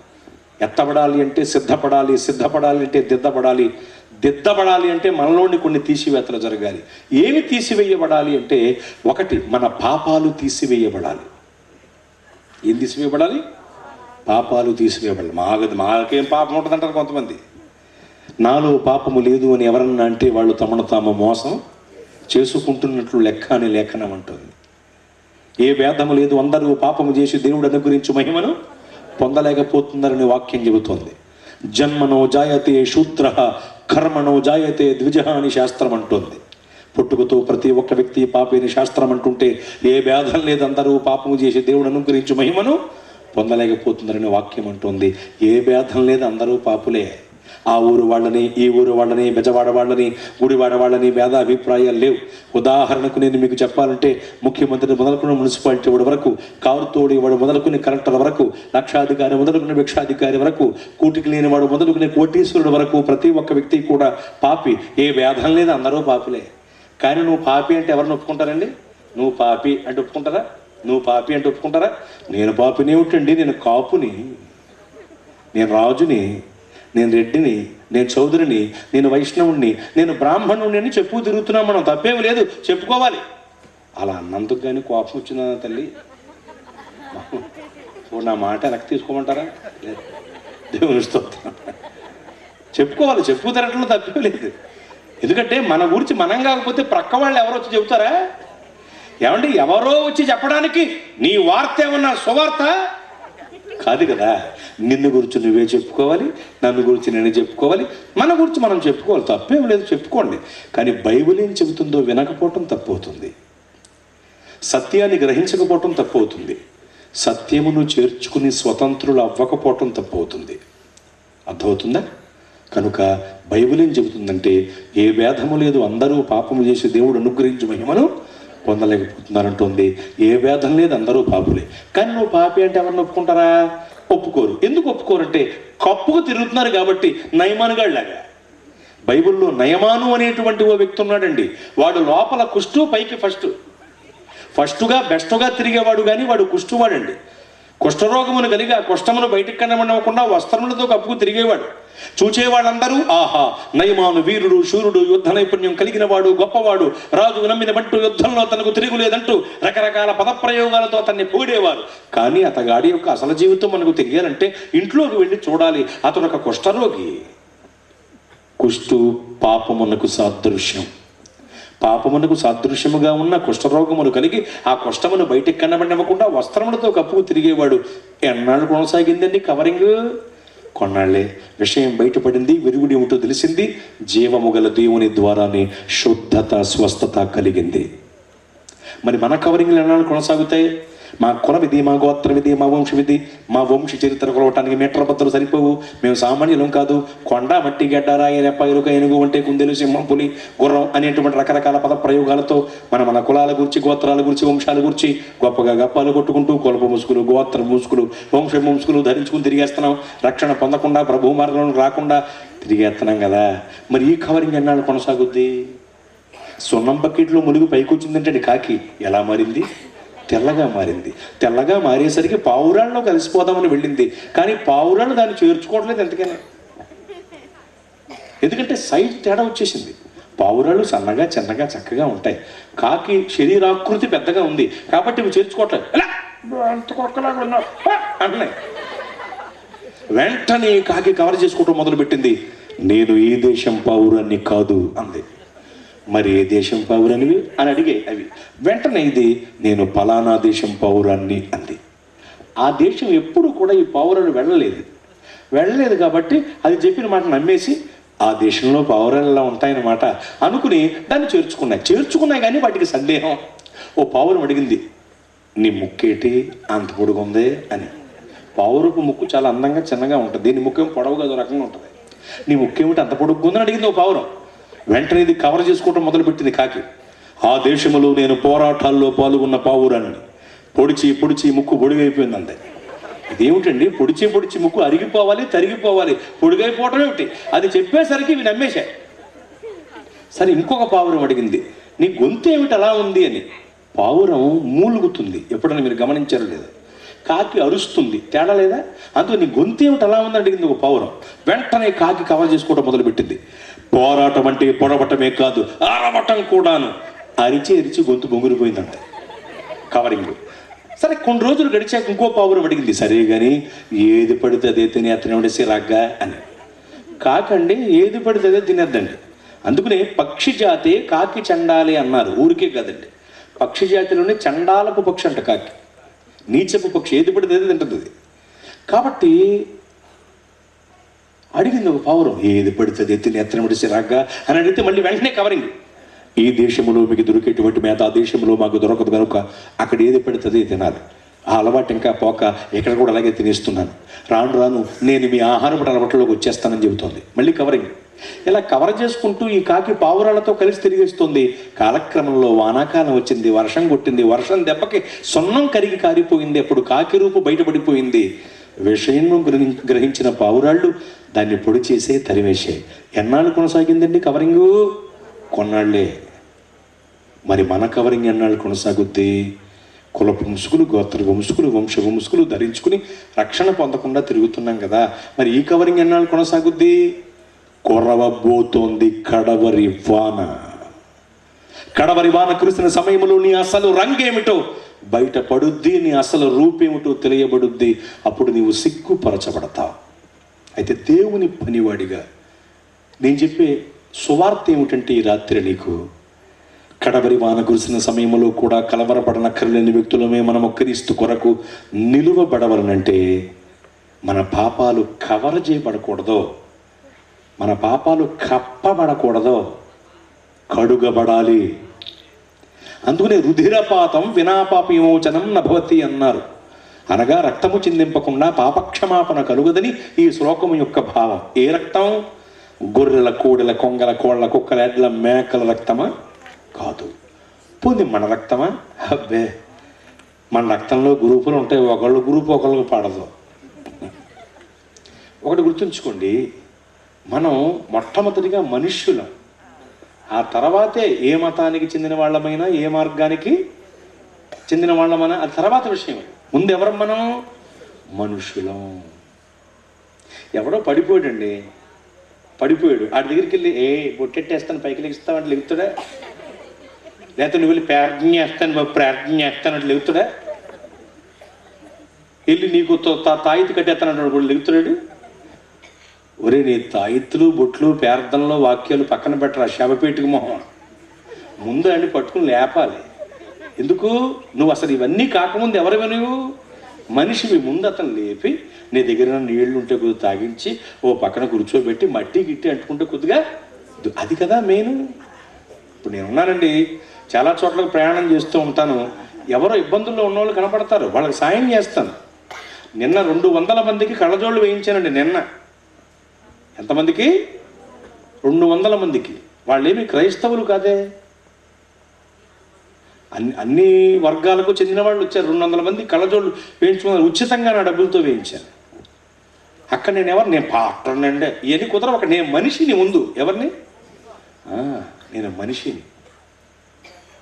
కారులో వెళ్ళిపోతూ ఉంటాం, ఒక్కోసారి పాప ఎవరు ఆపదలో కనపడుతుంటారు, సాయం చేస్తాం. ఒక నడుచుకుంటూ వెళుతున్నారు, ఏదో యాత్రకు వెళుతున్నారట. నాకు ఆ వివరాలు చెప్పండి. నేను నడుచుకుంటూ వెళుతున్నారు వాళ్ళు, చాలా దూరం యాత్ర, మన భాష కాదు ఇది, ఎక్కడో ఒరిస్సా నుండి వెళ్తున్నారు వాళ్ళు. ఈ దేవరపల్లిలో పెళ్లి చేసి బైబిల్ మిషన్ వారి సంఘంలోనే ఒక మ్యారేజ్ చేశాను ఆ మధ్యన.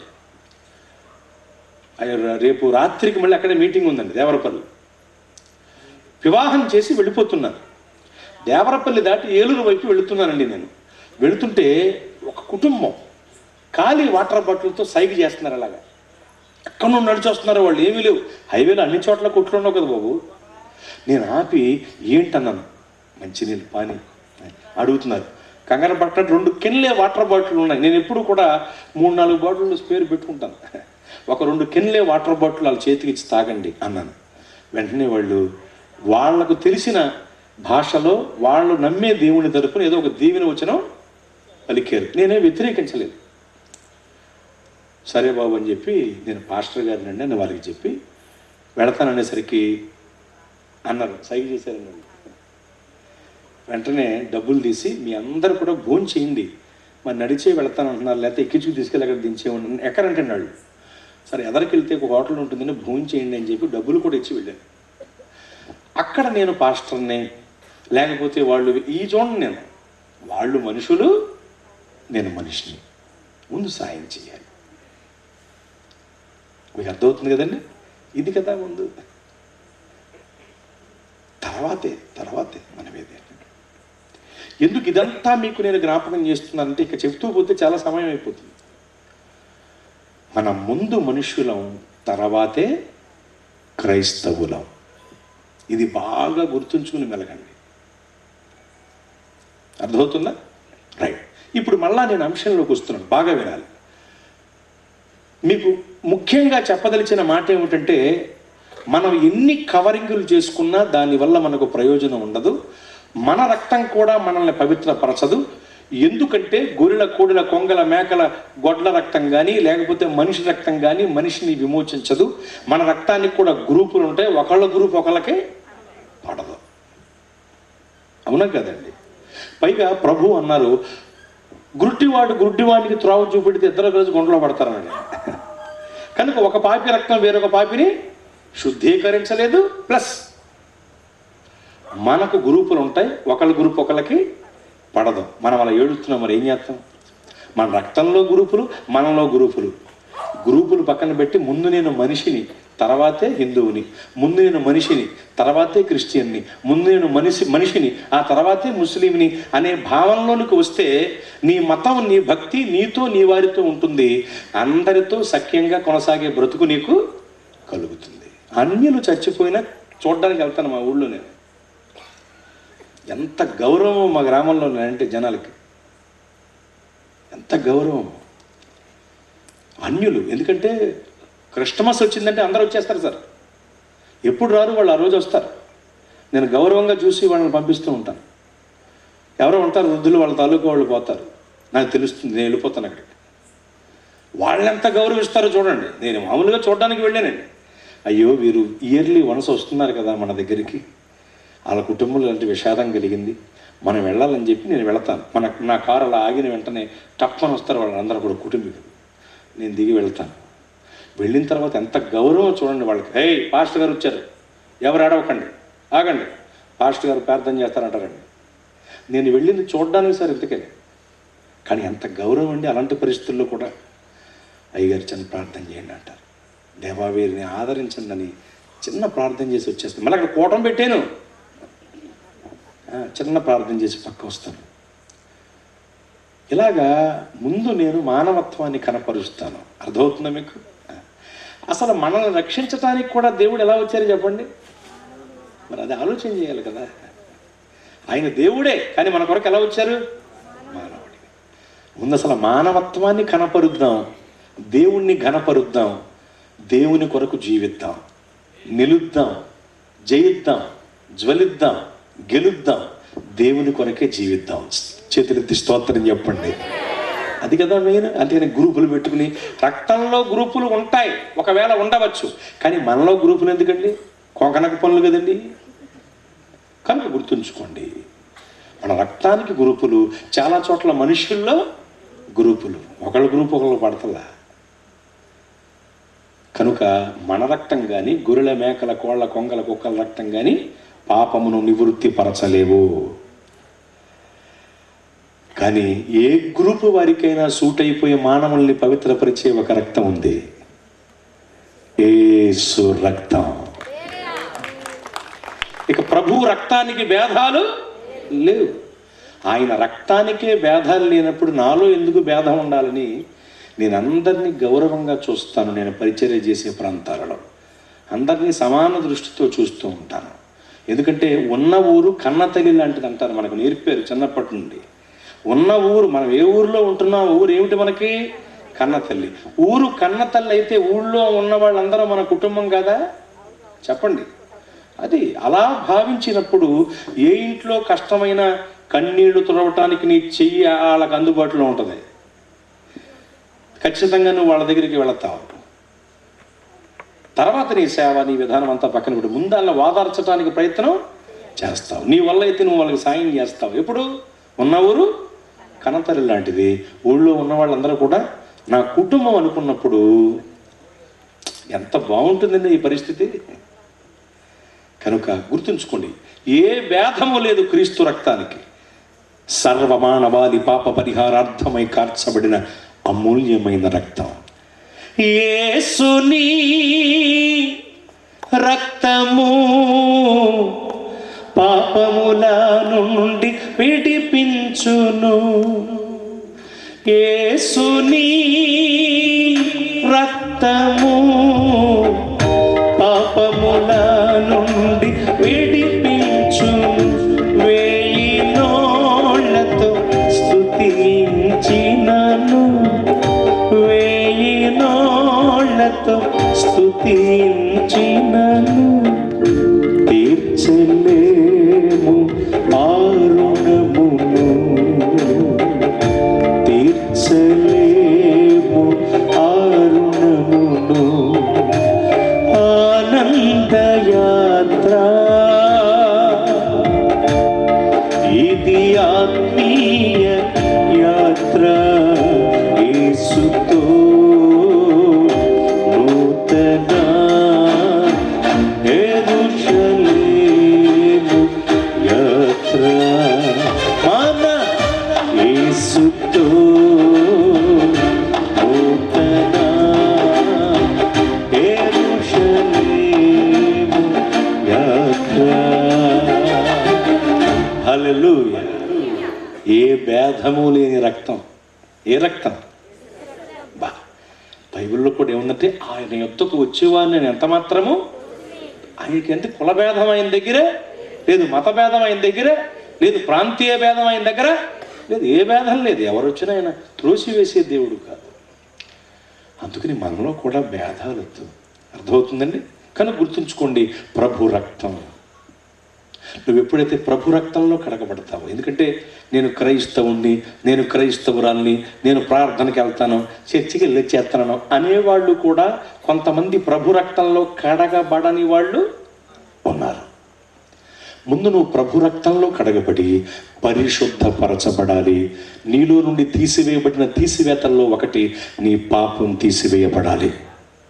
యేసు రక్తమే పాపములను తొలగించే ఏకైక సాధనం. మన చేతికి మట్టి ఉంటుంది అనుకోండి, కడుక్కోవటానికి నీళ్లు సాధనం. మరి నీళ్లకు బురద పడితే నీళ్లను శుద్ధి చేయటానికి ఎండిపి గింజలు పటిక ఉపయోగపడుద్ది. మన చేతికి మట్టి అంటితే కడుక్కోవటానికి నీళ్లు సాధనం, నీళ్లకు బురద పడితే శుద్ధి చేయటానికి పటిక ఎండిపి గింజలు సాధనాలు.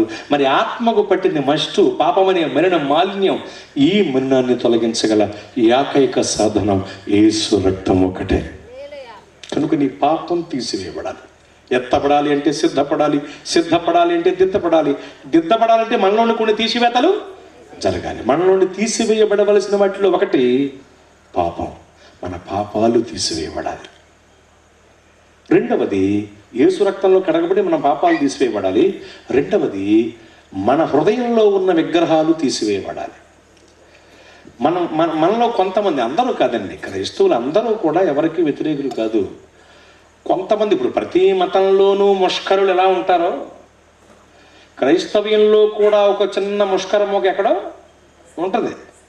కొంకనక బ్యాచ్ ఉంటారు కొంతమంది. వీళ్ళ వల్ల అందరి పేరుకి రిపేర్ అవుతూ ఉంటుంది. యేసు ప్రభు వారి పేరు కూడా రిపేర్ అవుతూ ఉంటుందండి. అర్థమవుతుందా? అందరూ జడ్డలు ఉండరు, కొంతమంది ఉంటారు. వీళ్ళు అన్యులైనటువంటి వారిని, అంటే క్రైస్తవేతరులైన వాళ్ళని ఏదో విమర్శిస్తూ ఉంటారు. తప్పది. అసలు ముందు మనం మారాలి. మార్పు మన ఇంటిలో మొదలవ్వాలి. ముందు మనం దిద్దపడాలి, సిద్ధపడాలి, నడిచే సువార్త రథాలం అవ్వాలి, లోకానికి క్రీస్తు పత్రికలం అవ్వాలి, క్రీస్తు దైవత్వపు కాంతి కిరణములను ప్రపంచమునకు పంచి దీపాలం అవ్వాలి, బ్రతికున్న బైబిల్ గ్రంథాలం అవ్వాలి. ముందు మనం మారాలి. అందుకని ఆ యజ్ఞారాధికులండి, వీళ్ళు కొంతమంది మా దగ్గరికి వచ్చి మా ఊరు మీరు రావాలండి, మీరు ప్రసంగం చేయాలండి, మా ఊరంతా మారిపోవాలండి, అందరూ యజ్ఞారాధికులు అని అంటారు. ముందు నువ్వు మారు, శవపేటికి మొహం అంటూ ఉంటాను నేను. ముందు నువ్వు మారు. సరిగ్గా ఆరాధన కూడా రావు కానీ మొహమా పెద్ద. మళ్ళీ కొంతమంది ఎంత ఎక్స్ట్రాలు అంటేనండి మా దగ్గరికి వచ్చి, నాకేం వద్దండి అయ్యగారు, ఆత్మీయతలో బలపడాలి, ప్రార్థన చేయండి. కొంతమంది అంటే మా దగ్గర లెవెల్ అని కట్టింగ్ ఇవ్వటం, అది నేను పెద్ద ఇది అని. ముందు మనం మారాలి. మనం సంస్కరింపబడి మనం నీతి మార్గం నడుస్తుంటే మన ప్రవర్తనను బట్టి ఇతరులు ప్రభు తట్టు త్రిప్పబడతారు. మనకు దేవుడిచ్చే ఆశీర్వాదాన్ని బట్టి ప్రజలు ప్రభు దగ్గరికి పరిగెడి వస్తారు. మనము లోకానికి పత్రికలుగా ఉంటే మనల్ని చదివి ప్రభువుని తెలుసుకుంటారు. దేవునికి మహిమ కలుగునుగాక. మార్పు మనలో మొదలవ్వాలండి. మనం మారాలి ముందు. అర్థమవుతుందా? కనుక వాళ్ళలాగండి వీళ్ళలాగండి అనకు. ముందు నీ హృదయంలో ఉన్న విగ్రహాల సంగతి చూడు. నరపుత్రుడా, ఈ జనులు తమ హృదయములలోనే విగ్రహములను కలిగి ఉన్నారు. హెచ్కేల్ గ్రంథంలో ఉంటుంది ఈ మాట. క్రైస్తవులమైన మనలో కొంతమంది హృదయంలో కలిగి ఉన్నారు తెలుసా? ముందు ఇది చూసుకోండి. వాళ్ళ మీద పట్టం కాదు, మన హృదయంలో ఉన్నాయట విగ్రహాలు. ఏమిటి? ప్రభువు నమ్ముకోకముందు నువ్వు ఎలా ఉన్నావో మాకు అనవసరం.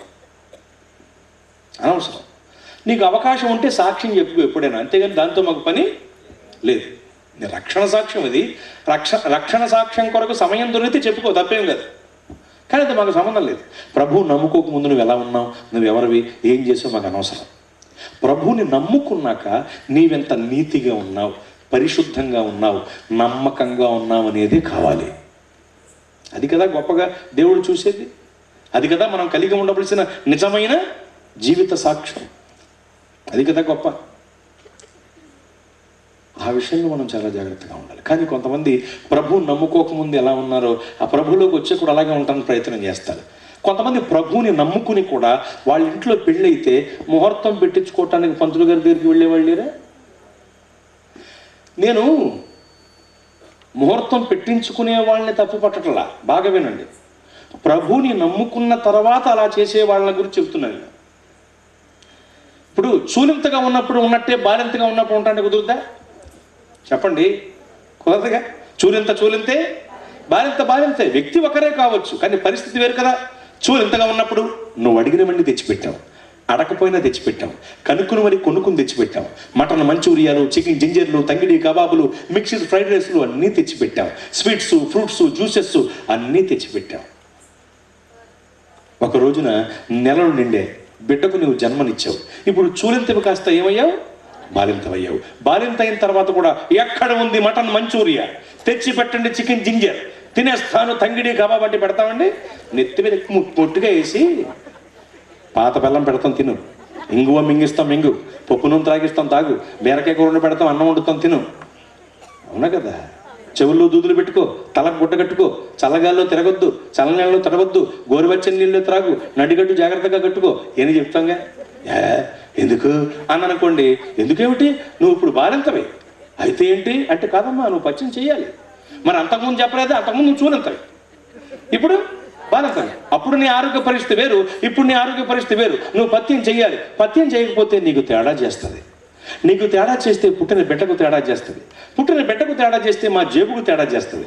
మా జేబుకు తేడా చేసాక మాకు తేడా చేస్తుంది. ఇన్ని తేడాలు కాకుండా ఉండాలంటే నువ్వు తేడా కాకుండా ఉండాలి అని వివరంగా చెప్తావా లేదా? మరే అంతకుముందు చూలింత, ఇప్పుడు బాలింత. ఇదే సూత్రాన్ని బట్టి చెప్తున్నాను. అంతకుముందు నీవు లోకస్తుడవు, లోకస్తురాలవు, ఇప్పుడు సంఘస్థుడవు, సంఘస్థురాలవు. అంతకుముందు నువ్వు చీకటి, ఒకవేళ చీకటి, ఓకేనా? అంతకుముందు నువ్వు చీకటి, కానీ ఇప్పుడు వెలుగు. అంతకుముందు చీకటిలో ఉన్నావు, ఇప్పుడు దేవుని ఆశ్చర్యకరమైన వెలుగులో ఉన్నావు. అప్పుడు ఇప్పుడు ఉంటాను, అప్పుడు తింటానంటే డెప్ప ఎగిరిపోద్ది. ఎగిరిపోద్దంటే నేను ఎగరగొట్టేస్తానని కాదండి బాబు, దేవుడు ఎగరగొట్టేస్తాడని.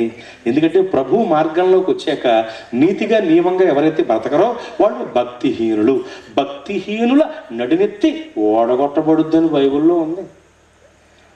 నడినెత్తి ఓడగొట్టబట్టాన్ని నేనేమంటున్నాను, డెప్ప. అదనమాట అండి బాబు, గ్రామీణ భాషలో చెప్తున్నాను సుమి. బైబిల్లో డెప్ప పేరుపోతాను ఉంది. నడినెత్తి ఓడగొట్టబడుద్ది, జాగ్రత్త మరి. అప్పుడు ఇప్పుడు ఉంటాను, అప్పుడు తినంటప్పుడు తింటానని కుదురుద్దా? కుదరదు. కానీ కొంతమంది ప్రభువుని నమ్ముకున్న తర్వాత కూడా ముహూర్తాలు అవి పెట్టించుకుంటూ ఉంటారు. అంటే నీ హృదయంలో ఏముంది? విగ్రహం. ప్రభువుని నమ్మిన తర్వాత కూడా కొంతమంది పానకం తాగే రకాలు ఉంటారుగా. పిల్లల్ని పంపిస్తారు, రై ఇట్లా అంటారు, ఏంటి అని వస్తాడు, ఈ రూపాయి పెట్టుకెళ్ళి పోయించుకొచ్చేసి లోటా పెట్టుకెళ్ళి ఈ రూపాయి కొనుక్కో అంటారు. వాడు ఆశపడి జాగ్రత్తగా తీసుకొచ్చేస్తారు, వీళ్ళు లోపలికి వెళ్ళి తాగేస్తారు. ప్రభువుని నమ్మిన తర్వాత అంతకుముందు ఏం చేసావు మాకు అనవసరం. ప్రభువులోకి వచ్చావు, నియమంగా ఉండాలి. అలా చేస్తున్నావు అంటే నీ హృదయంలో ఏముంది? విగ్రహం. ప్రభువుని నమ్ముకున్న తర్వాత కూడానండి కొంతమంది ఈ జాతకాలు ఇవే చూపెట్టుకుంటున్నారు, నక్షత్ర ఫలాలు ఇవే అంటారు. ఒకతను నా దగ్గరికి వచ్చాడు, మా అబ్బాయికి సంబంధం చూడమన్నాడు. నేను ఇంకా అలాంటి పరిచర్య ప్రారంభించలేదు బాబా అన్నాను. ఎందుకంటే పెళ్లి సంబంధాల్లో గట్ట వేళ్ళు కాళ్ళు పెట్టండి, నేను చాలా చిరాకు, నాకు అసలు ఇష్టం ఉండదు నాకు. ఎందుకంటే పెళ్ళైన తర్వాత ఏ మాట రాకుండా ఉండదు వాళ్ళకి. అప్పుడు నేను గుర్తొస్తాను, ఆ బండోడు తెచ్చాడు సంబంధం అంటారు. ఎందుకు వచ్చుకోవడం ఇది? అసలు అందరూ పెళ్లి సంబంధాలు గట్ట వేళ్ళు కాళ్ళు పెట్టండి, చిరాకు నాకు.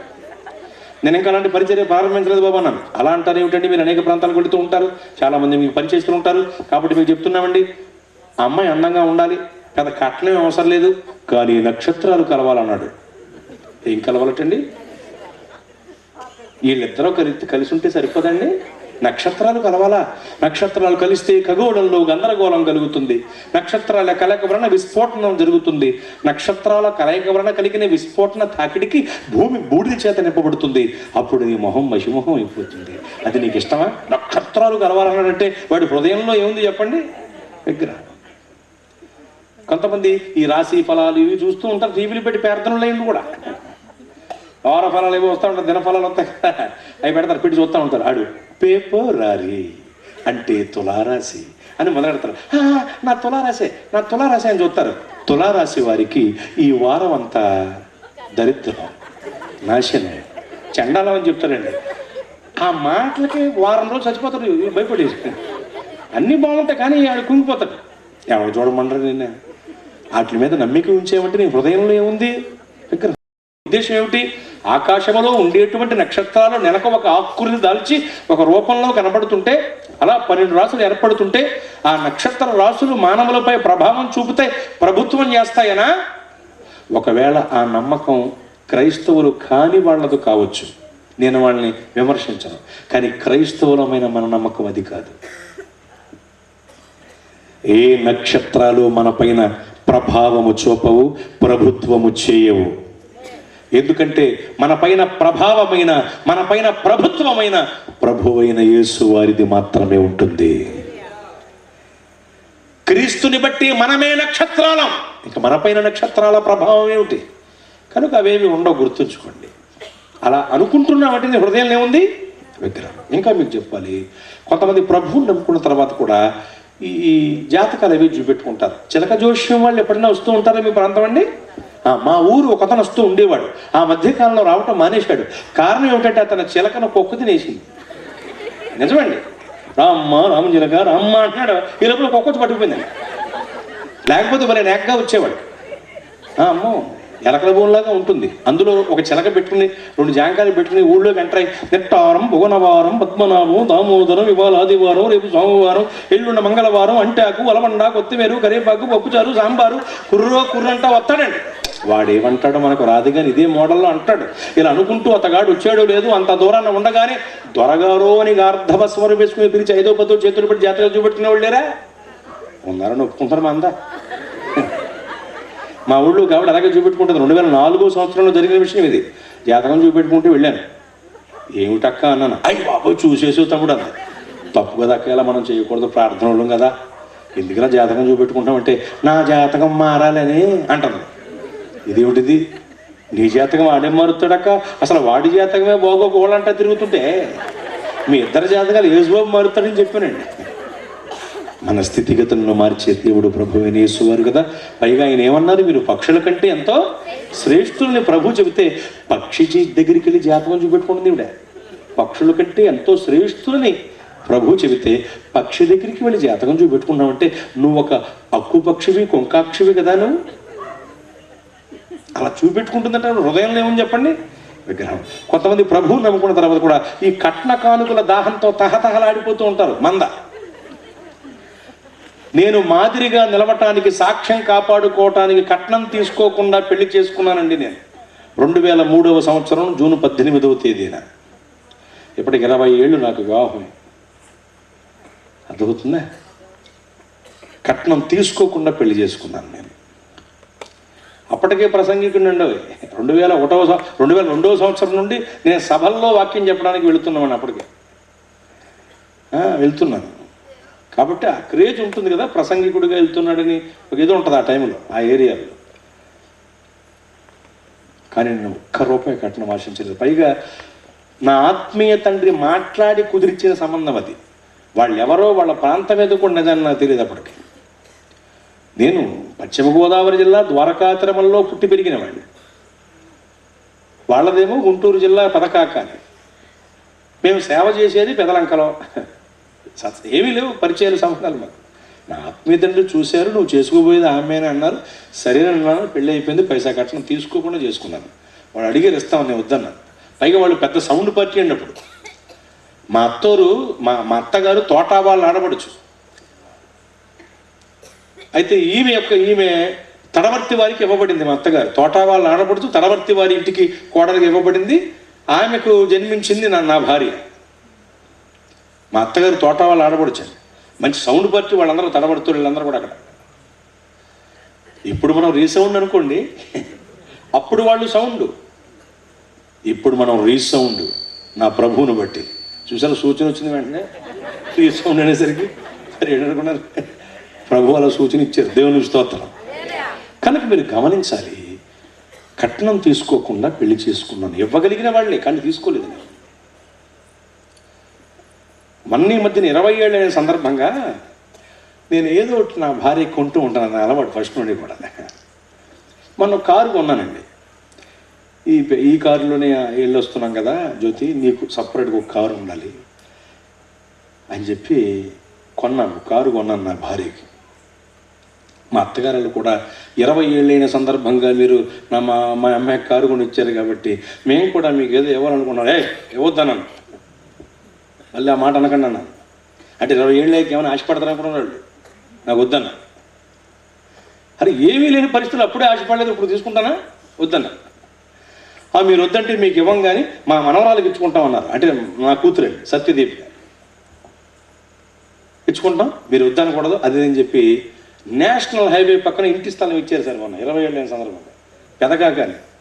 పెదగాకాని మా అత్తూరు దాన్ని బైబిల్ మిషన్ పెట్టలేవాళ్ళు. హైవేకి ఆనుకుని కొద్దిగా ఇలా వెళ్తే అది ఆ రోడ్డా హైవే కదా, దాన్ని హైవే అనుకుంటే ఇక్కడ ఇల్లు మా ఊళ్ళది. అక్కడ ఇంటి స్థలం ఉంది, అది రాసిచ్చారు. చాలా వాల్యుబుల్లే, కానీ నేను ఎప్పుడు ఆశపడలేదు. దానికి కూడా రాస్తామంటే 3-4 సార్లు అడ్డుపడ్డాను. ఒకసారి అయితే ఇచ్చిన తర్వాత కూడా ఆ పేపర్లో తీసేసుకోవడం రాస్తాను నేను. నాకు ఉద్రపోతుంది. నా ఉద్దేశం ఏంటంటే ఏదైనా దేవుడు ఇవ్వాలి, దరిద్రం పోవాలి. అది ఆడోళ్ళ మీద బతికి, ఆడ కట్నం మీద బతికి ఏంటి జీవితాలు? వాళ్ళు ఏదో వీడి కోసం రాసిపెట్టినట్టుగా అంతెత్తారా ఇంతెత్తారా. వీడు కట్నం అంటే వీడికి సుందరాంగుడు. సరిగ్గా నడవరావు సార్ నువ్వు, అటు ఇటు వెళ్ళిపోతాయి అడుగులు. ఎంతెత్తారా ఇంతెత్తారా. కట్న దాహం ధనాపేక్షలో ఒక భాగం. తెలుసా మీకు? ధనాపేక్ష అన్యారాధనతో సమానం అనుంది బైబిల్లో. ధనాపేక్ష మంచిది కాదు, సమస్త కీడులకు మూలం. ధనాపేక్షలో ఒక భాగమే కట్న దాహం. ఇంత దాహం. ఆడపిల్లల్ని కనటానికి కూడా కొంతమంది భయపడుతున్నారు. దానికి గల కారణాల్లో ఒక కారణం కట్నం. ఎంత దారుణం అండి. కట్నం కూడా ఒక హృదయ విగ్రహమే. కట్నం తీసుకోకూడదు క్రైస్తవునిగా మనం. కొంతమంది అలా అంటారు ఏమిటండి, పాత నిబంధనలో మరి బంగారపు కమ్మి ఏదో చూపెడతారు. నిన్ను స్టేజ్ వెనక్కి తీసుకుపోతాను రోయ్, కొట్టి డిక్కులో పెట్టుకెళ్ళిపోతాను. కట్నానికి ఎవడని అనుకూలంగా మాట్లాడితే క్రైస్తవులు మనం. అర్థమవుతుందా? నిజంగా నీవు సిద్ధపడాలి అంటే దిద్దుబాటుకు నీవు ఆస్కారం ఇవ్వాలి, దిద్దుబాటుకి ఇష్టపడాలి. కొంతమందికి దిద్దుబాటు అసహ్యం అట బైబిల్ చెబుతుంది. ముందు దిద్దపడితే కానీ నీవు సిద్ధపడలేవు. సిద్ధపడాలి అంటే దిద్దపడాలంటే నీళ్ళను కొన్ని తీసివేతలు జరగాలి. అందులో ఒకటి కట్న దాహం, ఇది కూడా హృదయ విగ్రహమే, తీసివేయబడాలి. ఇంకా కొంతమంది అన్య విధానంలో కొన్ని కార్యక్రమాలు చేస్తూ ఉంటారు. ఖమ్మం జిల్లాలో బోన్కల్ అనేటువంటి పట్టణానికి నేను వాక్య పరిచర్య చేయడానికి వెళ్ళాను. ఇది 2006 సంవత్సరంలో జరిగిన విషయం అండి. అక్కడ పగటి వేళ నన్ను గృహప్రవేశానికి పిలిచారు, రిబ్బన్ కటింగ్ చేయడానికి పిలిచారు. నేనన్నా నేను రానండి, అలాగా ఎవరైతే నన్ను పిలిచారో వాళ్ళ దగ్గరికి వెళతాను, నా పని ఏదో నేను చూసుకుని వెళ్ళిపోతాను. నేను పెట్టుకున్న లెక్క అది. పని అయితేనే అడుగు బయటికి పెట్టి పని చేసి వెళ్ళిపోతాను. మీరు పిలిచినంత మాత్రం మీ దగ్గర రాను, అవతల పడినాను. అప్పుడు ఆ కన్వీనర్ను కలిసి కన్వీనర్తో మాట్లాడి ఆ కన్వీనర్ గారిని ఒప్పించి ఆయన ద్వారా నన్ను గృహప్రవేశానికి తీసుకువెళ్ళారు. సరే, ఆయన చెప్పాడు కదా వెళ్ళాలి, వెళ్ళాం. అక్కడికి వెళితే మీరు నమ్మరు, చక్కగా మార్బుల్ స్టోన్స్ వేయించి పైన పేడ తలిగించేసాడండి. బాబు, రాళ్ళు వేయించినప్పుడు శుభ్రంగా కడిగించుకోవద్దా అంటున్నాను నేను. ఆ రాళ్ళు వేసిన వాళ్ళు కడకుండా వెళ్ళిపోయాం అనుకుంటున్నాను. కడిగించుకోవద్దంటే అయ్యి బాబు మీకు చెప్పడం వచ్చిపోయిన ఆచారం అని అన్నాడు. ఏమిటి బాబు అన్నాను. ఆవు పేడ తలిగించేసాను అన్నాడు. ఓ నీ పేడతో ఏమో ట్రై చేయకపోయావా అని లోపల అనిపించింది కానీ బయటకు అనకూడదు కదా. ఆవు పేడ తలిగించా. బాబు ఇప్పుడు సూట్ అయింది అతనికే నాకు, ఇప్పుడు నేను ఏం చేయాలి? ప్రార్థన చేయాలి, వాక్యం చదివించాలి, ఏమండి మళ్ళా ప్రార్థన చేయాలి, రిబ్బన్ కటింగ్ చేయాలి. రిబ్బన్ కటింగ్ చేసిన తర్వాత లోపలికి పెడుతూ పరిశుద్ధ పరిశుద్ధ, ఇది మన క్రమం. లోపల వీడు పేడ ముద్ద పేడ సూట్ అయింది వాడికి నాకు. శుభ్రం చేయించేదాకా రిబ్బన్ కటింగ్ లేదా అవతల బొమ్మన్నాను. మొత్తానికి దేవుడు అంటే మొత్తం శుభ్రం చేయించేటప్పుడు రిబ్బన్ కటింగ్ చేసి లోపలికి వెళ్ళి వాడి కోసం ప్రార్థన చేసి వచ్చాను. పైగా భోజనం చేయమని అడుగుతున్నాను. నేను తినరా బాబు నీ దగ్గర అన్నాను. నేను మామూలుగానే బయట సభలకు వెళ్ళినప్పుడు భోజనానికి ఆగానండి. దానికి కారణం ఏంటంటే సమయం వృధా అయిపోతుంది. వాళ్ళు ప్రయాణం చేయాలి కదా, మేము టక్కుమని సభ అయిపోయిన వెంటనే వెళ్ళిపోతూ ఉంటాను. అందుకుని నేను ఇప్పుడు అసలు ఉండకూడదు, ఎందుకంటే ఈ ఫోటోలు వాళ్ళు ఎక్కువైపోయింది నీ మధ్యన. సెల్ఫీ అని చేయిస్తాడు, చెత్త కంపు వచ్చేస్తాడు దగ్గర. వీడు తానం చేయలేదురా, వీడు దగ్గరికి వచ్చి వచ్చి మనమే వేస్తాడండి. వేసి ఇలా చెయ్యి పైకెత్తేసరికి ముక్కు ఎగిరిపోద్ది. మళ్ళీ చచ్చినట్టు అలా బెగబట్టున్నాను. బాబు అయిపోయిందా? ఈ గోళ పడలేక ప్రార్థన చేయని అడిగేవాళ్ళు తక్కువైపోయారండి, ఫోటోలు అడిగేవాళ్ళు ఎక్కువైపోయి. ఎందుకు వచ్చిన కూడా బాబు వెళ్ళిపోతుంటా. అందులో భోజనం చేయను, ఆడి దగ్గర అసలు చేయను. ఎందుకంటే ఇంకో భయం పట్టుకుంది నాకు. ఏమో వాళ్ళ అమ్మా నాన్న ఫోటోల దగ్గర పటాల దగ్గర పెట్టింది నాకు పెట్టేస్తాడేమో. ఎందుకంటే కొంతమంది చచ్చిన వాళ్ళని సేవకుల్లో చూసుకుంటూ ఉంటారు. చచ్చిన వీళ్ళ అమ్మా నాన్నని కానీ నాలో చూసుకుంటాడేమో, వాళ్ళకి మూలన పెట్టిన పదార్థాలన్నీ తెచ్చి నాకు పెట్టేస్తాడేమో. బాబు ఎందుకు వచ్చిన కూడా వీడని వెళ్ళిపోయినాడు అక్కడ నుండి. కానీ ఒక్క మాట గమనించండి, వాడు అలా చేశాడు అంటే వాడి హృదయంలో ఏముంది చెప్పండి? నేను ఒక మాట చెప్తున్నాను, మన పేర్లు బాగోకపోయినా మన తీర్లు బాగుండాలి, మన బట్టలు బాగోకపోయినా మన బ్రతుకులు బాగుండాలి. అర్థమవుతుందా? నా పేరు బాగోదు కానీ నా తీరు బాగుంటుంది. మీకు అర్థమై ఉంటుంది నేను చెప్పిన విషయాన్ని బట్టి. నా బట్టలు బాగోకపోవచ్చు, నా బ్రతుకు బాగుంటుంది. కనుక పేరు కంటే తీరు గొప్పది, బట్టల కంటే మంచి బ్రతుకు గొప్పది. క్రైస్తవ ఆధ్యాత్మిక కాషాయ రంగు సాధు సుందర్ సింగు. ఏమండి మరి పేరును బట్టి ఆయన అసలు విమర్శించగలమా మనం? ఎంత గొప్ప భక్తులండి. కాషాయ రంగు ఎందుకు వేసుకున్నాను విమర్శించగలం ఆయన్ని? చేయలేంగా. అక్కడ పేరు కాదు, ఆయన తీరు గొప్పది. బట్టలు కాదు, ఆయన బ్రతుకు గొప్పది. ఇండియన్ పౌల్ అని ఎంచబడ్డాడు ఆయన. అంత గొప్ప భక్తుడు. అంత గొప్ప భక్తుడు విజయవాడ ప్రసంగం చేయటానికి వచ్చినప్పుడు ఆయన చెప్పిన ప్రసంగాన్ని తెలుగులోకి తర్జుమా చేసిన భక్తుడు మంగమూరి దేవదాసయ్య గారండి. ఆ చరిత్రలు చదువుతుంటే ఆశ్చర్యపోతూ ఉంటాను నేను. ఆ గొప్ప వరుసకు చెందిన వాళ్ళు ఈ సాధు సుందర్ సింగ్ గారు కూడా సామాన్యులు కదండి. కనుక పేరు బాగోకపోయినా ఏం బాగుండాలి? తీరు. బట్టలు బాగోకపోయినా ఏం బాగుండాలి? బ్రతుకు బాగుండాలి. ఈ లోకం మనలో ఉండకుండా మనం జాగ్రత్తగా చూసుకోవాలి. అన్య ఆచార ప్రకారం మనం ఏ కార్యకలాపాలు చేయకూడదు. ముందు మార్పు మనలో మొదలవ్వాలి. మనము నడిచే సువార్త రథాలంగా మారిపోవాలి. ఒకటి, మనల నుండి పాపాలు తీసివేయబడాలి. 2, హృదయ విగ్రహములు తీసివేయబడి. ఇలాంటి తీసివేతలు జరిగి మనము దిద్దపడాలి, రాకడకు సిద్ధపడాలి, రాకడలో ఎత్తబడాలి. స్తోత్ర. పరలోకం కొరకు, ప్రభువు కొరకు, ప్రభు రాకడ కొరకు సిద్ధపడాలి అంటే దిద్దబడాలి. దిద్దబడాలి అంటే మనలో కొన్ని తీసివేతలు జరగాలి. ఏమి నీలో ఉన్నాయో నీకు బాగా తెలుసు కదా. నీలో పాపమున్నా, హృదయ విగ్రహాలున్నా ఈ సభలోని ఒప్పుకుని వాటిని విసర్జించండి. చెప్పండి, ఏం చేయమన్నాను? నేను ముగించేస్తున్నాను. ఏం చేయమన్నాను? విసర్జించండి, విడిచిపెట్టొద్దు. ఈ కళ్ళజోడిని ఎక్కడ విడిచిపెట్టాను అనుకోండి, మళ్ళా వచ్చి పట్టుకుపోతాను. కానీ విసర్జించిన వాటిని పట్టుకెళ్తామండి? పట్టుకెళ్ళాం. ప్రతిరోజు మనం కొన్ని విసర్జిస్తాం. మలమూత్రాలు విసర్జిస్తాం. విసర్జించిన తర్వాత చూస్తామా? టచ్ చేస్తామా? సెల్ఫీలు దిగుతామా? విసర్జించాం. ఇక వాటితో మనకు పని లేదు. అలాగే మనలో ఉన్న పాపాన్ని, మనలో ఉన్నటువంటి హృదయ విగ్రహాన్ని మనం ఏం చేయాలి? విసర్జించాలి. ఉమ్మిని విసర్జిస్తాం, తుపుక్కుమని. విసర్జించాక ఏంటిదే, ఎలా ఉందేమిటే అంటుకుంటుంది, ఏమిటి అంటామండి? విసర్జించాం, ఇక దాంతో మనకు పని లేదు. ఉమ్మిని, మలమూత్రములను ఎలా విసర్జిస్తామో మనలో ఉన్న పాపాన్ని, చెడుని, చెడు లక్షణాల్ని, హృదయ విగ్రహాల్ని మనం అలాగే విసర్జించాలి. దిద్దబడాలి, రాకడకు సిద్ధపడాలి, రాకడలో ఎత్తబడాలి. ప్రభు రాకడ తథ్యమండి. ప్రభు తప్పకుండా రాబోతున్నారండి. అందుకొరకు, క్రీస్తు కొరకు, క్రీస్తు రాకడ కొరకు, పరలోకం కొరకు సిద్ధపడండి. రాకడలో ఎత్తబడదామండి. దేవుడి క్లుప్త వివరణ మన వెనుకడిలో దీవించునుగాక. ఆమె. తరలు ఉంచుకొని మూయండి, ప్రార్థన చేద్దాం. తరలు ఉంచుకొని మూయండి, ప్రార్థన చేద్దాం. క్షయమైపోవు లోకము,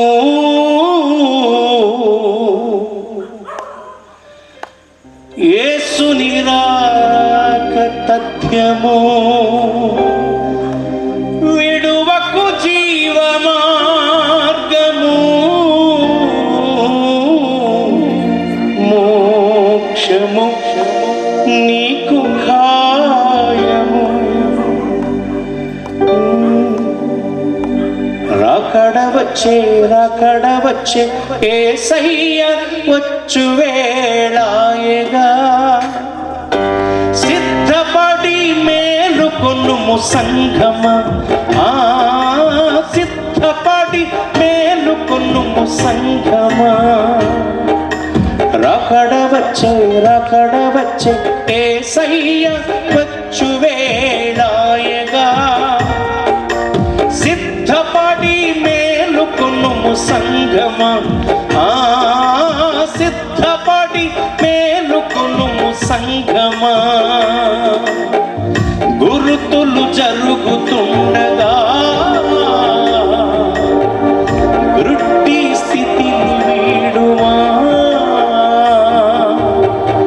గురుతులు జరుగుతుండగా వృత్తి స్థితిని వీడుమా.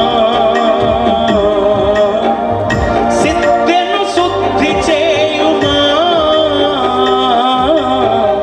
బుద్ధిని కలిగి ఉండుమా. నీ సిద్ధను శుద్ధి చేయుమా, బుద్ధిని కలిగి ఉండుమా. రాకడ వచ్చే, రాకడ వచ్చే, యేసయ్య వచ్చు వేళాయగా. సిద్ధపడి మేలుకొనుము సంఘమా, సిద్ధపడి మేలుకొనుము సంఘమా.